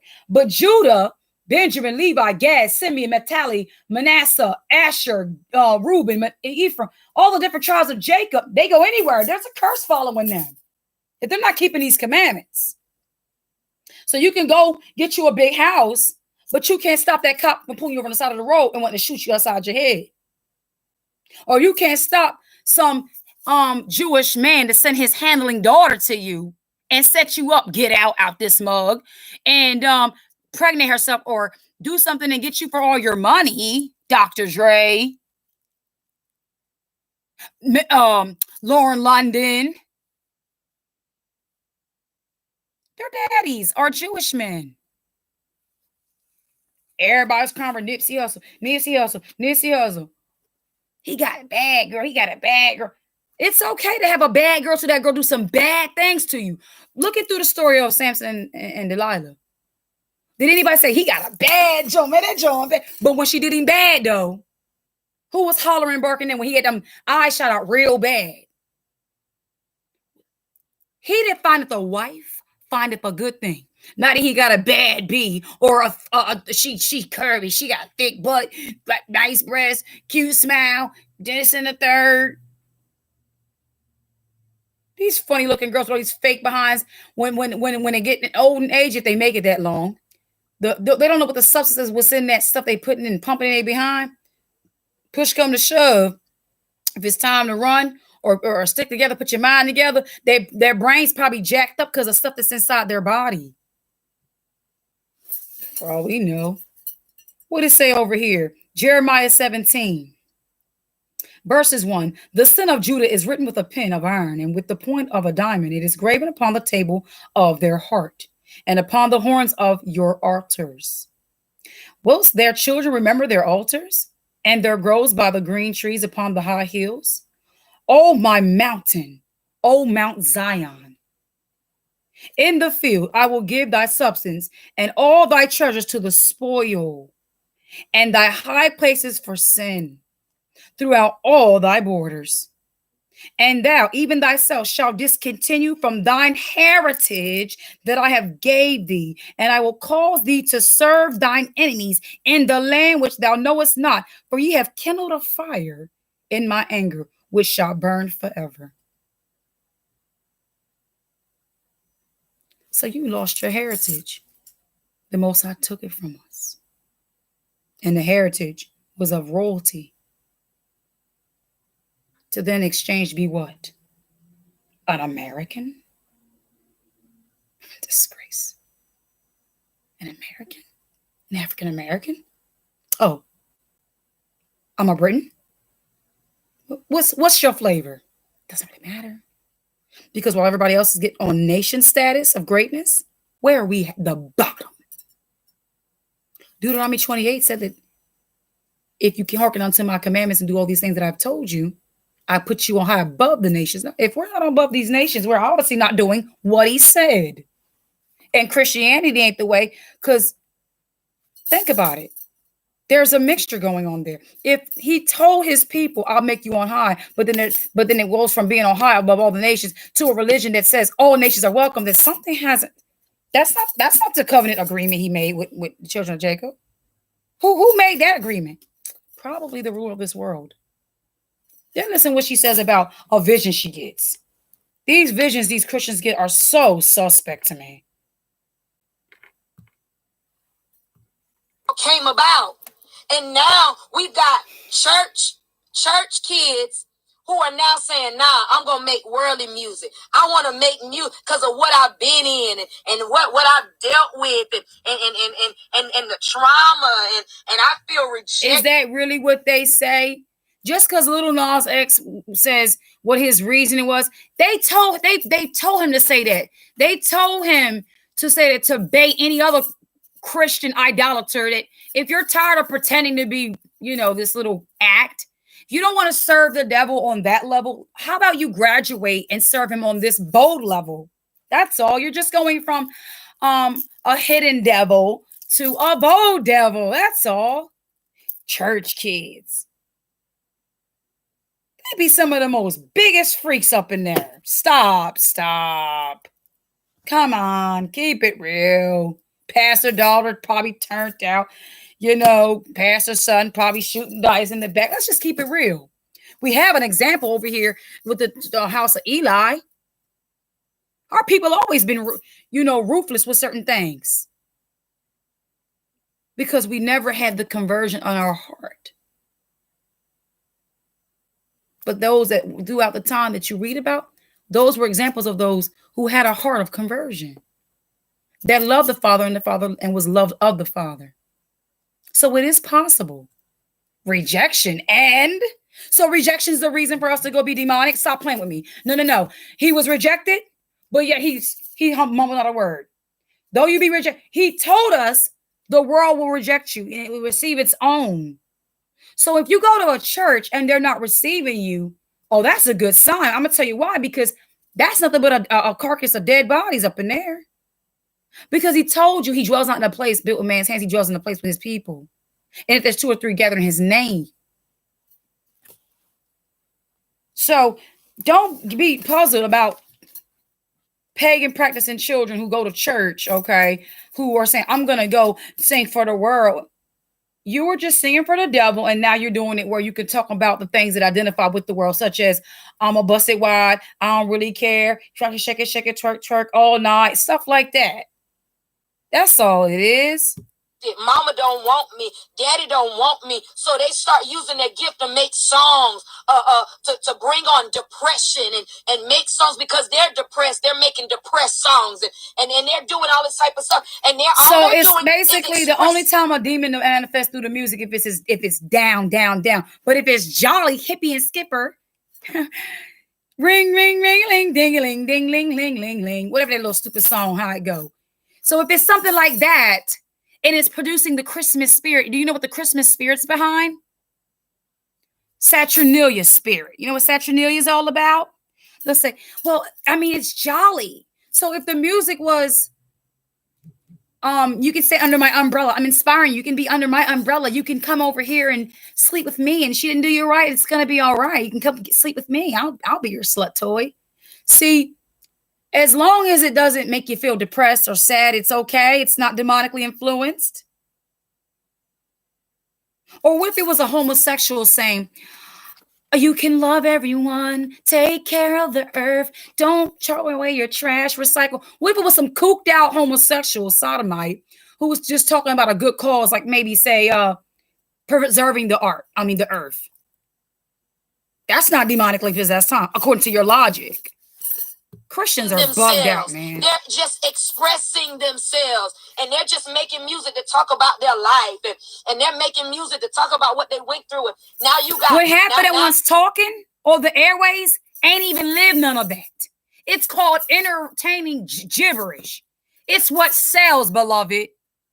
So just because they tell you on the Morning Breakfast Club or Tom Joyner or Steve Harvey, whatever have you, Ellen DeGeneres, nonsense, Oprah Winfrey. Just because they tell you, I had it hard coming up. They might give you about like 3% of truth, and then the producer will say, now throw some more stuff in there. So those that are like that, they can want to be where you are. That's all it is, bait and switch. Just because they tell you they had it hard coming, and half of the ones listening to you got it hard, and they're doing all right. Guess what? I don't got too much money, because you hear about millionaires crying about, I'm tired. I want to rest. I need this. I need that. So money don't buy you happiness. Popularity sure doesn't give you privacy and a peace of mind. I tell you that much. But yet everybody wants it. Now you've got all of these secular singers that's coming now. You got James Brown singing on love and love making, and you got Stevie Wonder, and you got Michael Jackson, and you got Prince, and singing about love making. First of all, I'm gonna let's just put it like this here. Rather, it's love making. Pop it down low, bring it up slow. I'll punch your cousin in the throat, or whatever form of the influence of what they're saying. What they all have in common is they're not standing on the word. They're not in righteousness. Because in righteousness, even in the book of Psalms, poetic meanings of expression of love in a wholesome way to your spouse, there's nothing wrong with that. It's nothing wrong with that. But Christians are so like, holy than thou. I'm talking about they got the ties on fleek. Mama Susie and them. Child. Did he just say he gonna have a candlelight dinner for his wife and sing to her a nice song? That ain't right. That ain't right.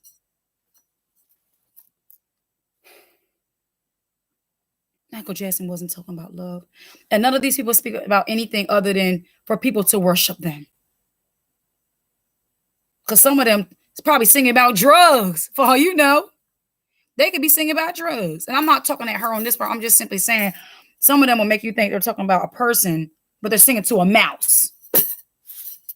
You got all these people in their different genres and to a mouse different now. Things, and you got rock and heavy metal, and the demonic things that they've got going on. Oh, now she talks about heavy metal, but she doesn't address the people concerning it, because she probably got a congregation with a bunch of heavy metal Edomites that's going to pay a good, fat, disrespectful check. They got her and her husband living all right, and she don't want to send it to offend her high-paying payees, payroll partners. Don't piss off the payroll partners now. Wouldn't want to do that. New generations that are coming out now because of what happened in the past and how music became tainted and perverted. Because some of the generations that now aren't even informed about the generation before. Their form of trauma is, I just saw George Floyd get choked out. I just seen Trayvon Martin get shot. See, some of these generations, all they know is police brutality. And the whole world's seeing it, but that's not everybody's outcome's not the same. You don't see African children who come over here on visas and things like that to pursue education, and their lives are being affected the way our lives are being affected. What you need to understand, sweetheart, I'm going to end this, I'm not going to be before y'all too long, is because she's not getting my whole Sabbath, is that no matter what generational flavor of filth it is, we're all Jacob, and we're going through these things because we're cursed. And as long as you still remain in the disobedience outside of the word and doing the will of your own, following after Massa, the white man, the China man, the Arab man, the Asian man, your grandmama and your uncle and them talking about, come over here for Thanksgiving, baby. Oh, happy birthday nonsense. Happy Mother's Day. Happy Father's Day. As long as you still celebrating your status of a dead citizen in this dead country, kingdom, you're going to continue to see these kind of things. And you're going to be misinformed when things like this happen. See, let me tell you something. I wouldn't give a John Brown if a witch flew on a broom quite pressed me. I'd be like, she can't touch this, because I know who I am in the Most High, and I know who's with me. I know He's guarding me and directing me, because the angel of the Most High encamps round about those that fear Him. Majority of the people that was at that concert, I also told my children last night, before she even told me, I said, I guarantee you there were a lot of young children who probably went to that concert and their parents told them they couldn't go and they snuck in anyway. And she said, yes, Mom. He even was encouraging people to sneak in. I first and foremost thank the Father for my children that saw that kind of stuff and didn't say it in, I wish I could have went to that concert. They spoke of it in disgust as well. And now that I got my video, I can try to show y'all what I saw yesterday that looked like something that was walking like on the crowd that was very, very strange. Let's see. Okay, here it goes. All praise most. I put it. Okay, I'm gonna turn it down because I don't like the person's communication. It says, matter of fact, can I share this with you? I can put it in I'm gonna put the link in the chat. Okay, I'm gonna put the link in the chat. Okay. So that you all can watch it for yourself, but because I may be able to show you, but you might not be able to see it from camera to camera. So I don't have a problem putting it in here. All right, there goes the link. All right, I'm going to go back here and show you the situation. Okay. Now, right here, you can see him in a chant. He's conjuring something up. He's chanting. Watch, pay attention when the camera switch. See that? Did you see how that went? I'm going to show you again. I might have to play it like 3 times. I don't play it 3 times. But I want you to be able to see how, as he was talking, the camera didn't just move. Something moved and the camera followed it. I don't know who this person is that's capturing this going on. The person that's capturing this knows what he's doing, or else they wouldn't have been able to capture what they're capturing. Or it could have been somebody who was just recording, and then somebody else analyzed the camera or the video and said, wow, check this out. Bottom line, they were on him and they saw what he was doing and what came from. You literally see something comes from him. Now I'm going to show you again. Okay, wait, look. All right, somebody's being carried right here. Okay. Hold on.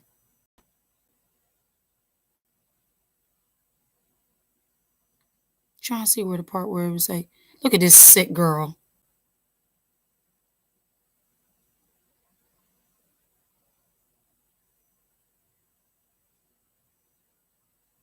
Now that stuff, I want to mention that. There's this stuff, I don't know what this is called. It's the graphene oxide, okay? Graphene oxide, which is they're showing in the video, it's responding to the frequencies of the Lucifer erase SM102. You ever find it strange where a lot of this so-called charcoal stuff is? This charcoal. For some reason, this charcoal is becoming very popular. Wasn't until I was brushing my teeth because I have no fluoride charcoal toothpaste. And as I was putting it on the brush, after seeing this, I was thinking, wait a minute. What if there's something in this so-called charcoal that is of this graphene oxide? I'm going to look at the back of my toothpaste and see. But it quit. The Holy Spirit just took me. And I was like, whoa, like, that is something to consider. And with this being said, I don't really think I'm going to be going on this so-called charcoal. Okay, they might show. Look at it. All right, this is the part where it's going to show you in the background. Pay attention, okay? They're going to show you. Oh, no, is it him doing it again? Watch, you'll see something. See that? Did you see that? It's as if it came, it's as if it came out of his body, as if he cast out a demon on a person. And you know when you see somebody in church and they fall back? I feel like Christianity was desensitizing the people to see somebody falling out, so that if in the world you saw something similar to that, they would think nothing of it. This person straight dropped right here. Okay. Travis starts singing dead, started at his site. Singing dead started at his site. He's staring at his sacrifices. Excuse me. Wow. Staring at his sacrifices. There's another one. I might look at this person as being carried. It's not just dead, but it is like completely like limp, as if there is no soul in it. Like it's been dead for some time. And people are carrying this dead vessel over their head. Where to, I don't know. There's no ambulances. Now, I think there's another one I saw where a person said, I'm not a conspiracy theorist or whatever, but can you see in the background? Yep, here it is. They were showing in the background something crawling. Watch. I'll show you. You'll see. It literally crawled amongst the people, and then that person died there. See that? See that? Where the person points his finger? Look. See that black thing right there? And it went down to the people.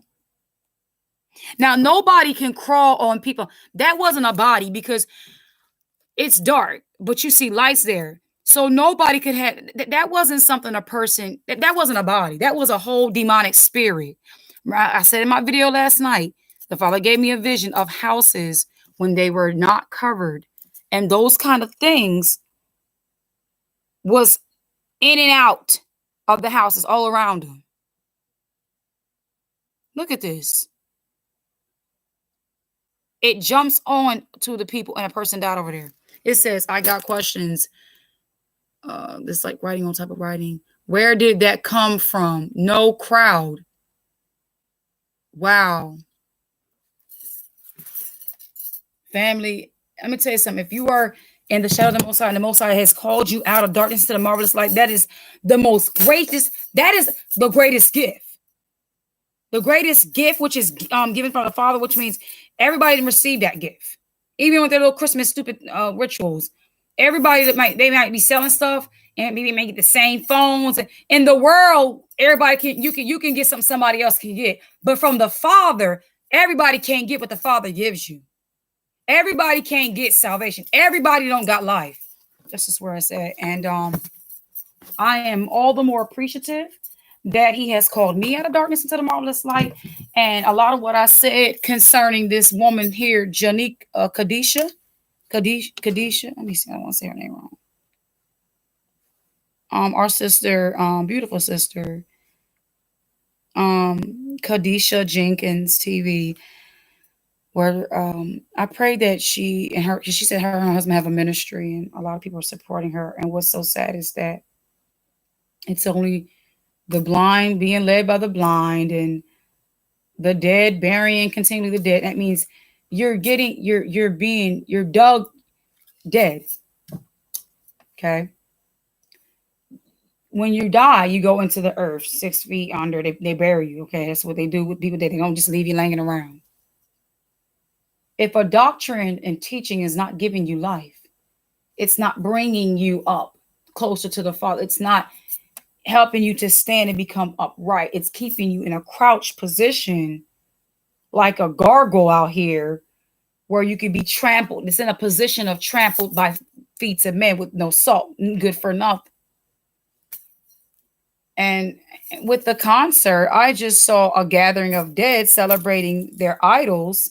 If you would have taken this back in the times of the wilderness, or, you know, when we were coming out of Egypt, you would have seen that same kind of foolishness around the golden calf.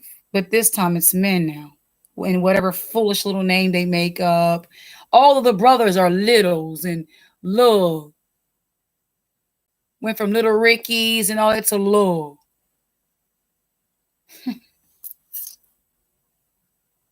It's nonsense. I'm going to get up out of here, family. Have the wonderful remaining of your set apart day, as I will do the same with my family. Thank you for tuning in. Oh, wait, I forgot to share the part where she mentions about her vision. Oh, yeah, thank you, Father. Thank you, Father. Let me let this play, and then I'm going to... Those that were once she says this, I'm going to include it out. Because she said a vision, I want y'all to hear. Those that had different and once you hear this, then you really know to do that.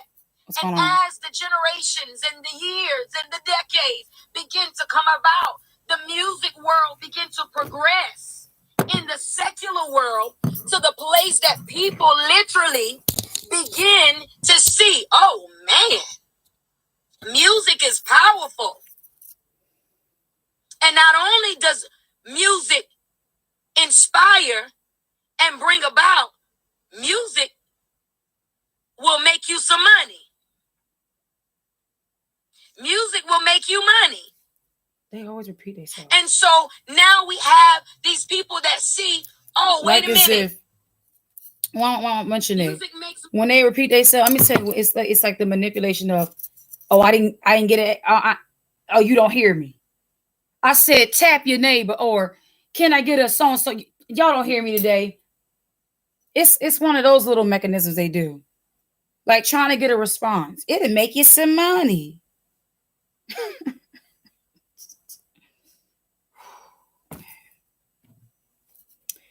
It says prosperity profiteth not in the day of wrath, but righteousness delivered from death. Money, and I got a gift. I've got something to write. I've got something to sing. Did we ever hear about how much royalties was King David's music for?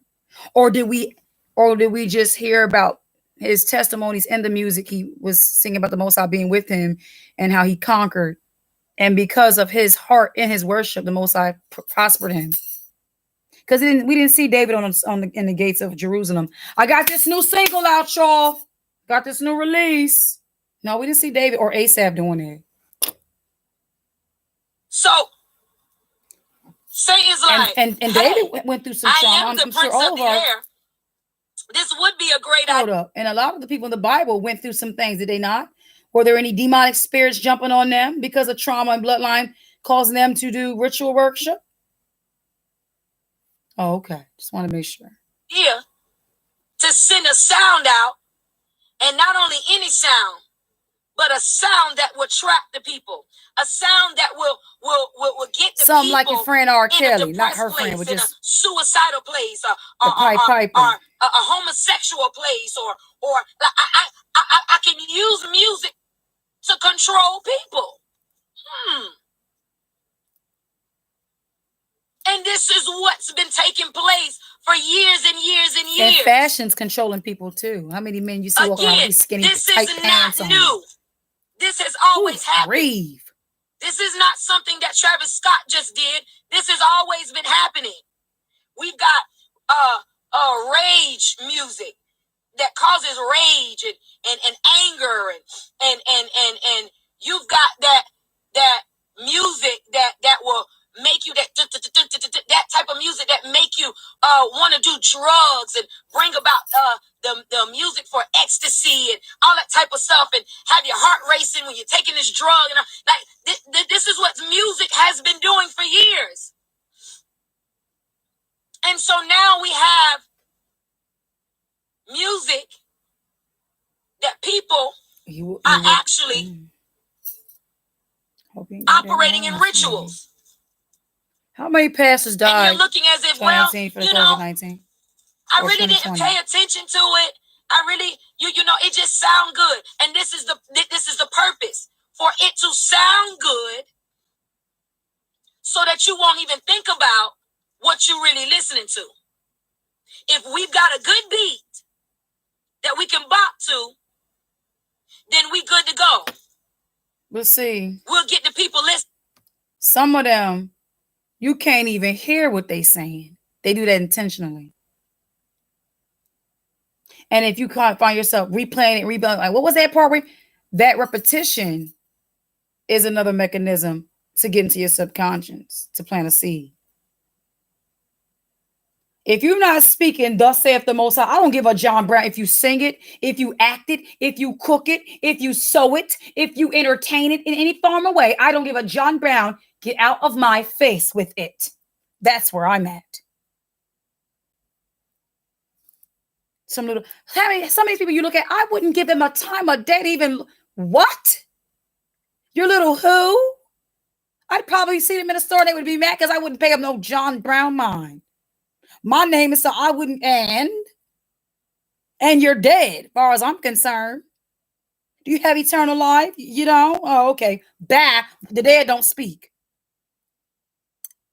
Dead can't talk to me. We'll get the people on it. Tell my son. And so now Uzi Vert. We have Kool-Aid colored hair clowns. This whole Travis Scott thing. And everybody's like, oh my God, pray for the people that, you know, died from the Travis Scott thing, and inbox it. Can you pray? Can you pray for the people? This is so sad. So listen to the kind of people that she leads. This tells you about your leader. If your people that's talking to you like that, y'all know not to come on my channel and ask me no stupid stuff like that. So that means you leading a blind house, beloved. There's some blind people who would even have to go. Could you imagine somebody going to King David and say, King David, yes, I waited in line to get before you. Well, what is it? Would you have it? My child got stoned the other day because it was disrespecting me and was caught being, stealing and doing this and doing that and doing. We done gave them fine for several warnings and they done got stoned. I was wondering if you could just pray if the Most High would let them, come back to life, or if they could get in the kingdom, or a man praying for his adulterous wife, or, things that you should know the answer to. Like, you should already know the heart and the attitude of the Father. We understand that blessed be the man whose sins are covered and iniquities are cast away. That's the man who has a covering for his sin. But those people don't have a covering for their sin. And I kind of agree, and I like her response and what she said to this. She didn't say no or yay, but she didn't rebuke him either. She said she went to God and said, at what point? Which means when they asked her to pray, and her prayer, she might have prayed, and at the same time, said, well, listen what she tell you. And I went to God in prayer and I said, God, I said, at what point do people realize what the enemy has been doing? At what point? Because everybody wants you to pray. Everybody wants you to pray. But at what point are you going to make the decision that you're going to change your life?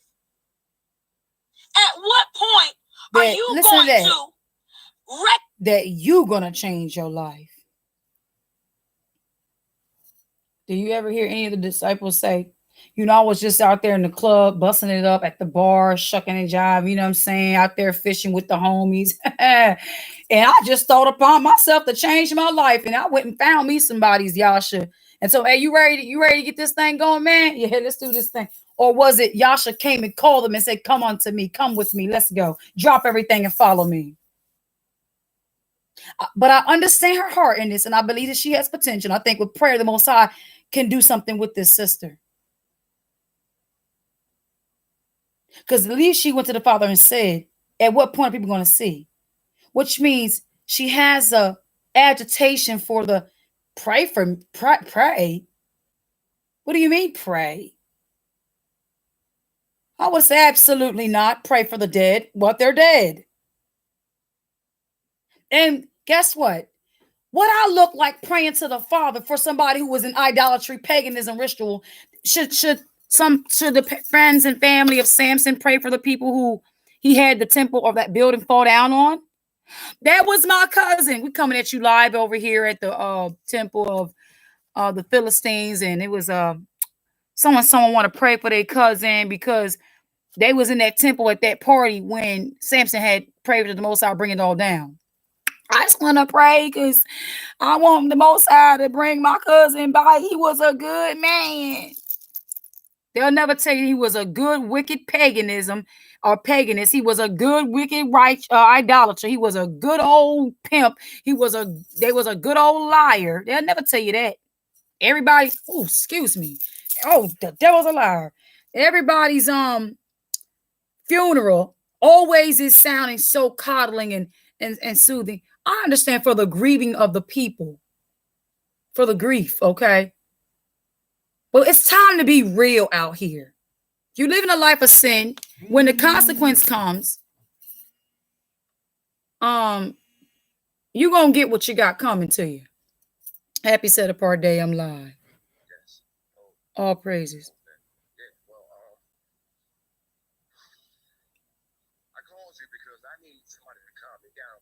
What's going on? What's the matter? Somebody got your wallet.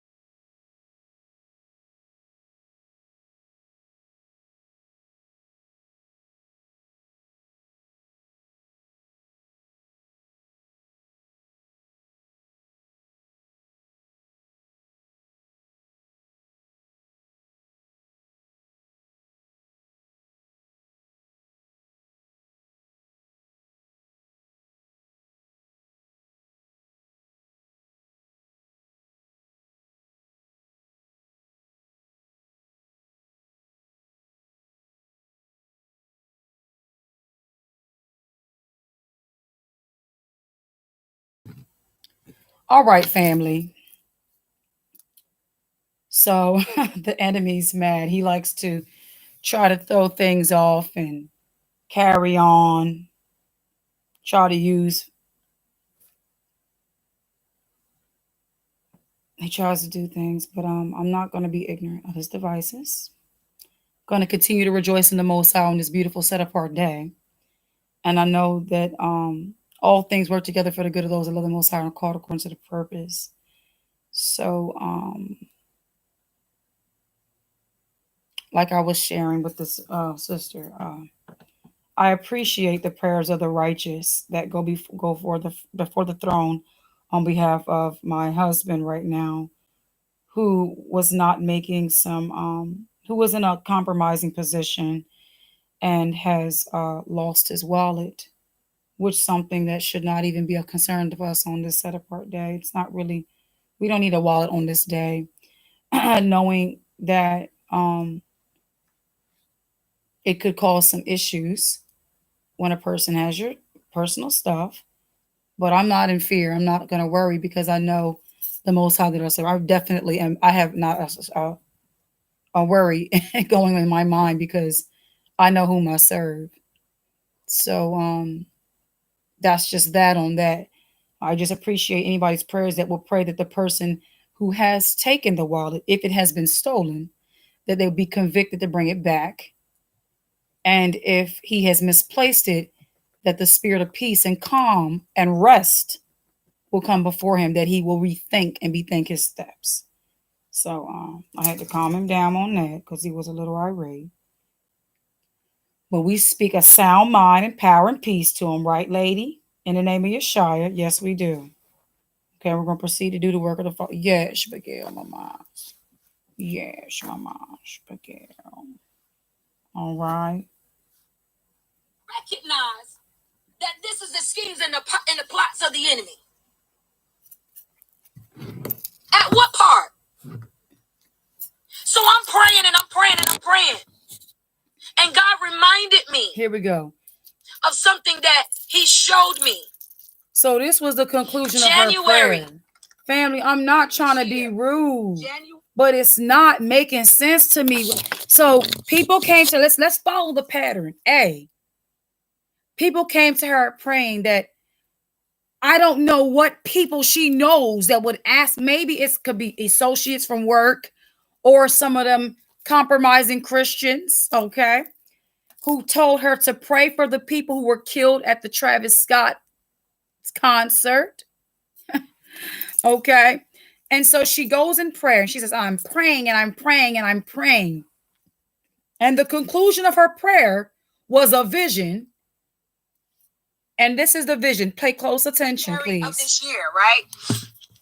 So January.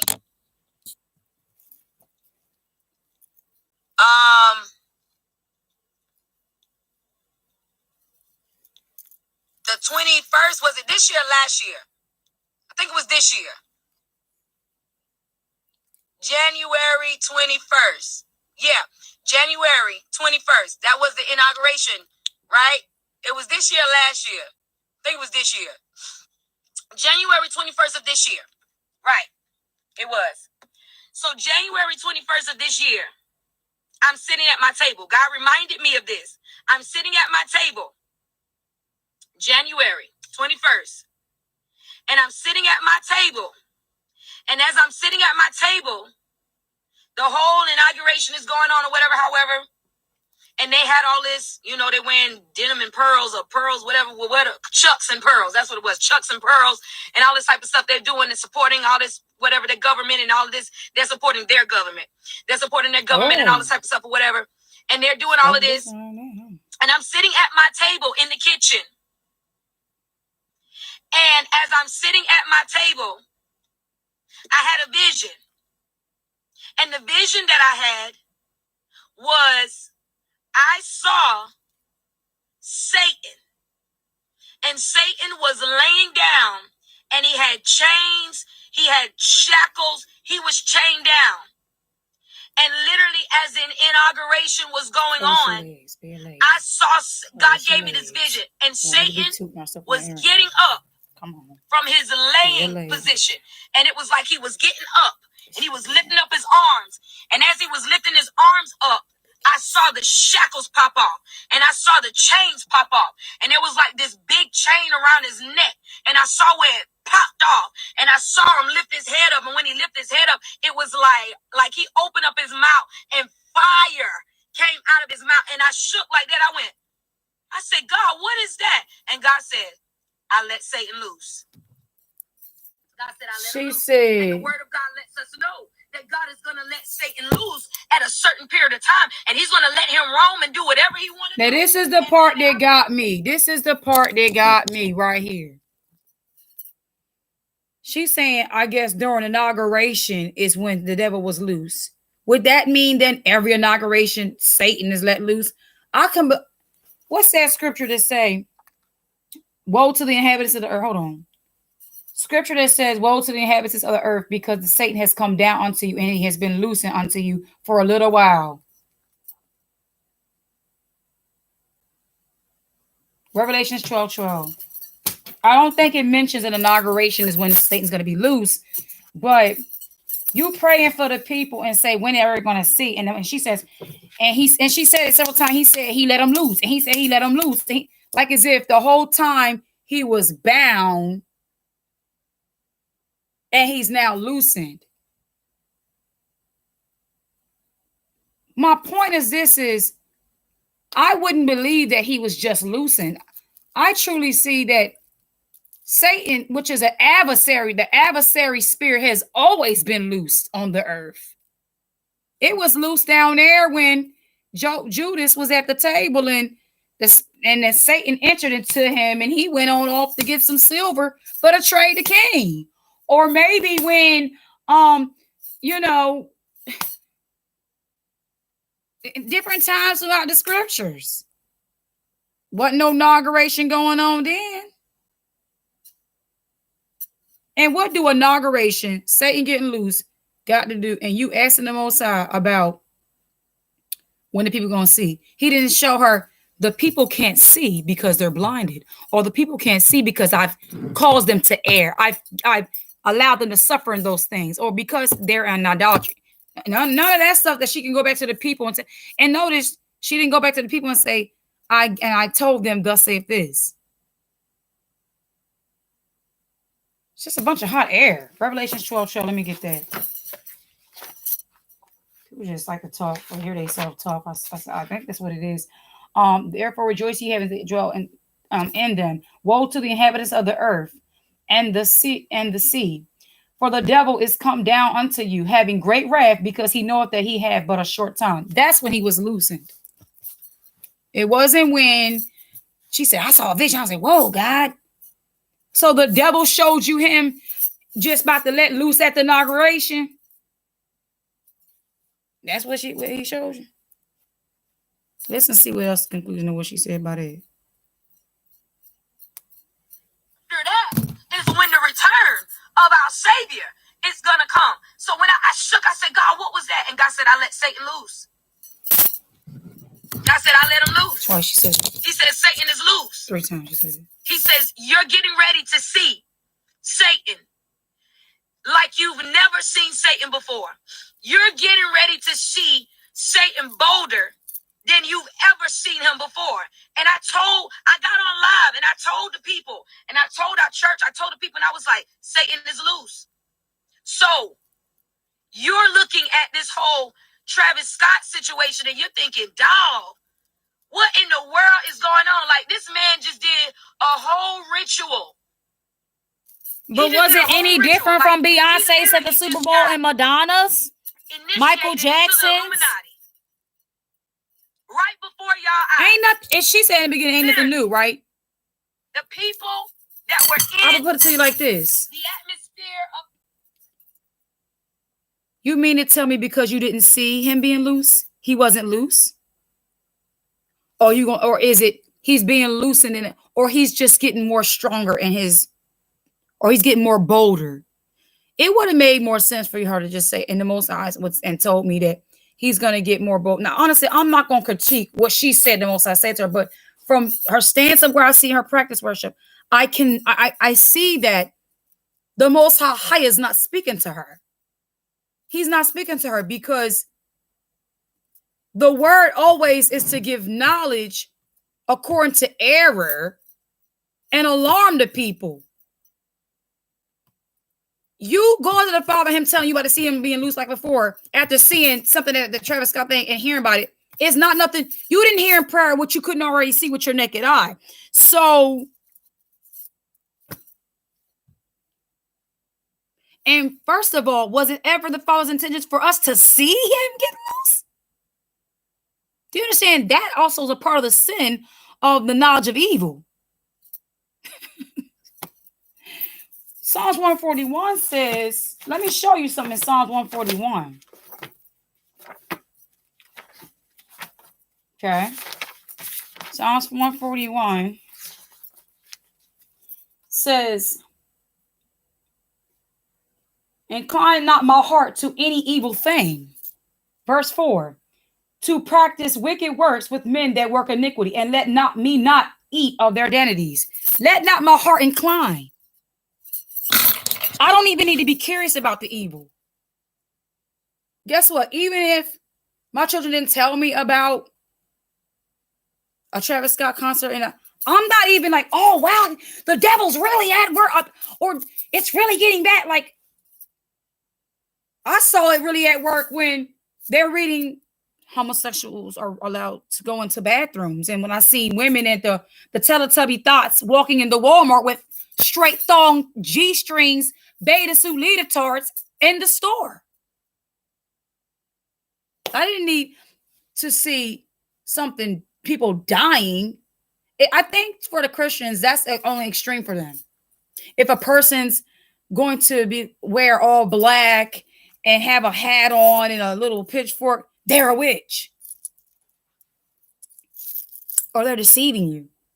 But if it's your pastor in a suit talking to you about a Sunday message or a Christmas message, he ain't nobody suspect for them. And when folk is speaking in that gibberish, what they call tongues, and running around and slobbering and wigs falling off and over the pews and running a couple laps around the sanctuary of the dead, you know, that's not the devil loose up in the house. I don't know, but I got that concert or whatever it was. I think it's called the something world. I don't know, because I don't know nothing about that stuff. I don't be into that stuff like that. But whatever it's called, something world, Astra World, or something. And here it is. They're all standing there. What's she talking about? And they're all thinking, she said, I don't know. Yes, we're getting ready to listen at this music. We love Travis Scott. Yes. I think that's enough for now. Yes. And here he goes with this demonic channeling, demonic usherance of a sound that I was like, oh my God. Wait a minute. I said, this man did a whole ritual. And you sat there and listened to the whole ritual. Let me take that back. Did she just say he just did it? Which means, did you hear it? Did you go to it? Did you watch it? There's no way I would have watched that. There's no way I would have heard that. I'm good. Psalms 141 verses 4. Incline not my heart to any evil thing, to practice wicked works with men that work iniquity. You know how you practice with them? If the sorcerer is Travis Scott and his handlers and he's throwing a concert, and you go to the concert, and either if you're there in person or if you watch it and entertain via later, you have practiced with them. That's like going to the strip club and saying, I just need to make sure they can go up and down this pole, and tell them, you ain't got to go up and down that pole no more. You tired of going up and down that pole? I'm here to let you know you can be free. Get off that pole. Shut up. Yeah, you didn't see him go up and down the pole naked. I told people, and I was like, Satan is loose. So now he loose because, girl, he been loose, sweetheart. That's nothing new. Dog, what in the world is going on? Like, this man just did a whole ritual. He just did a whole ritual. Like, he literally just got initiated into the Illuminati right before y'all eyes.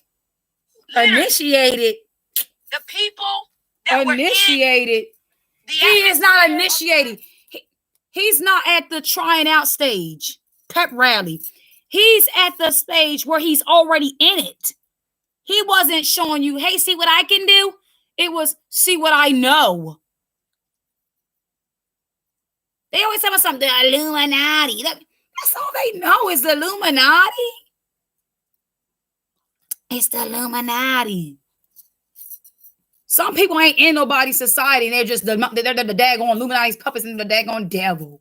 They are the devil. Of that concert or whatever it was, I think it's called the something world. I don't know because I don't know nothing about that stuff. I don't be into that stuff like that. But whatever it's called, something world, Astro World, or something. And here it is. They're all standing there, and they're all thinking, yes. We're getting ready to listen at this music. We love Travis Scott. Yes. Awesome. Yes, yes, yes. And here he goes with this demonic channeling, chant, demonic usherance of a sound that I was like, oh my God. I said, this man did a whole ritual. Watch the people die in front of him. The people that he sacrificed. No, hold up. Watch the dead people fall in front of him. Correction. Because they're already dead. Because any of the children of the Most High who have life in them would not even participate in the folly festival. For fame and That's what it is. Dang. Satan had Tired of cleavage. a temple to dwell in that day. Hang on it. And Travis Scott was the temple that he dwelled in.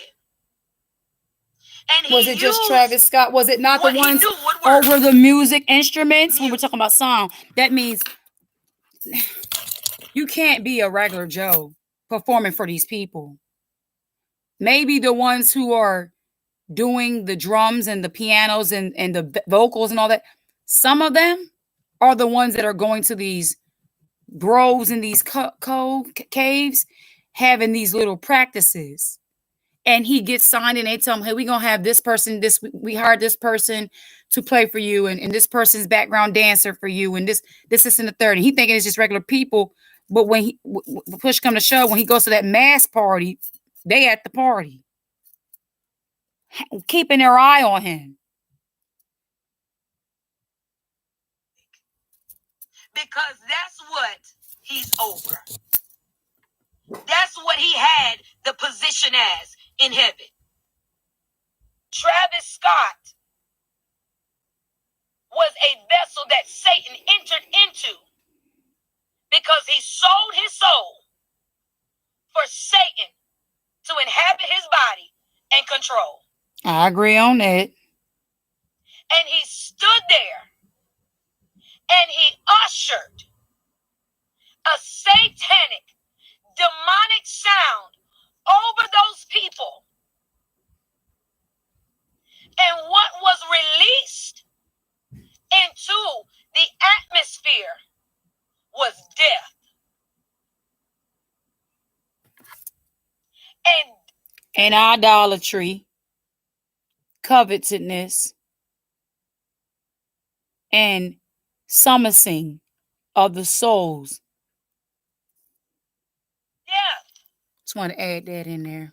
Did what it was sent out to do.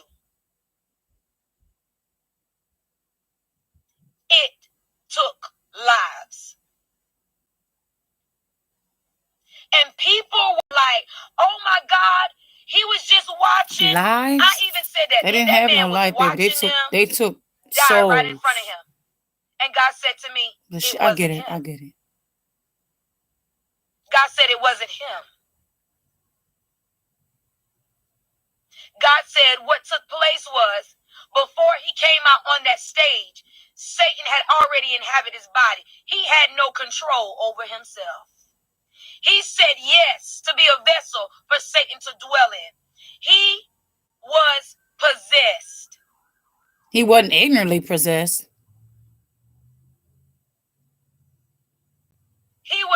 possessed. He did not have no control over his body.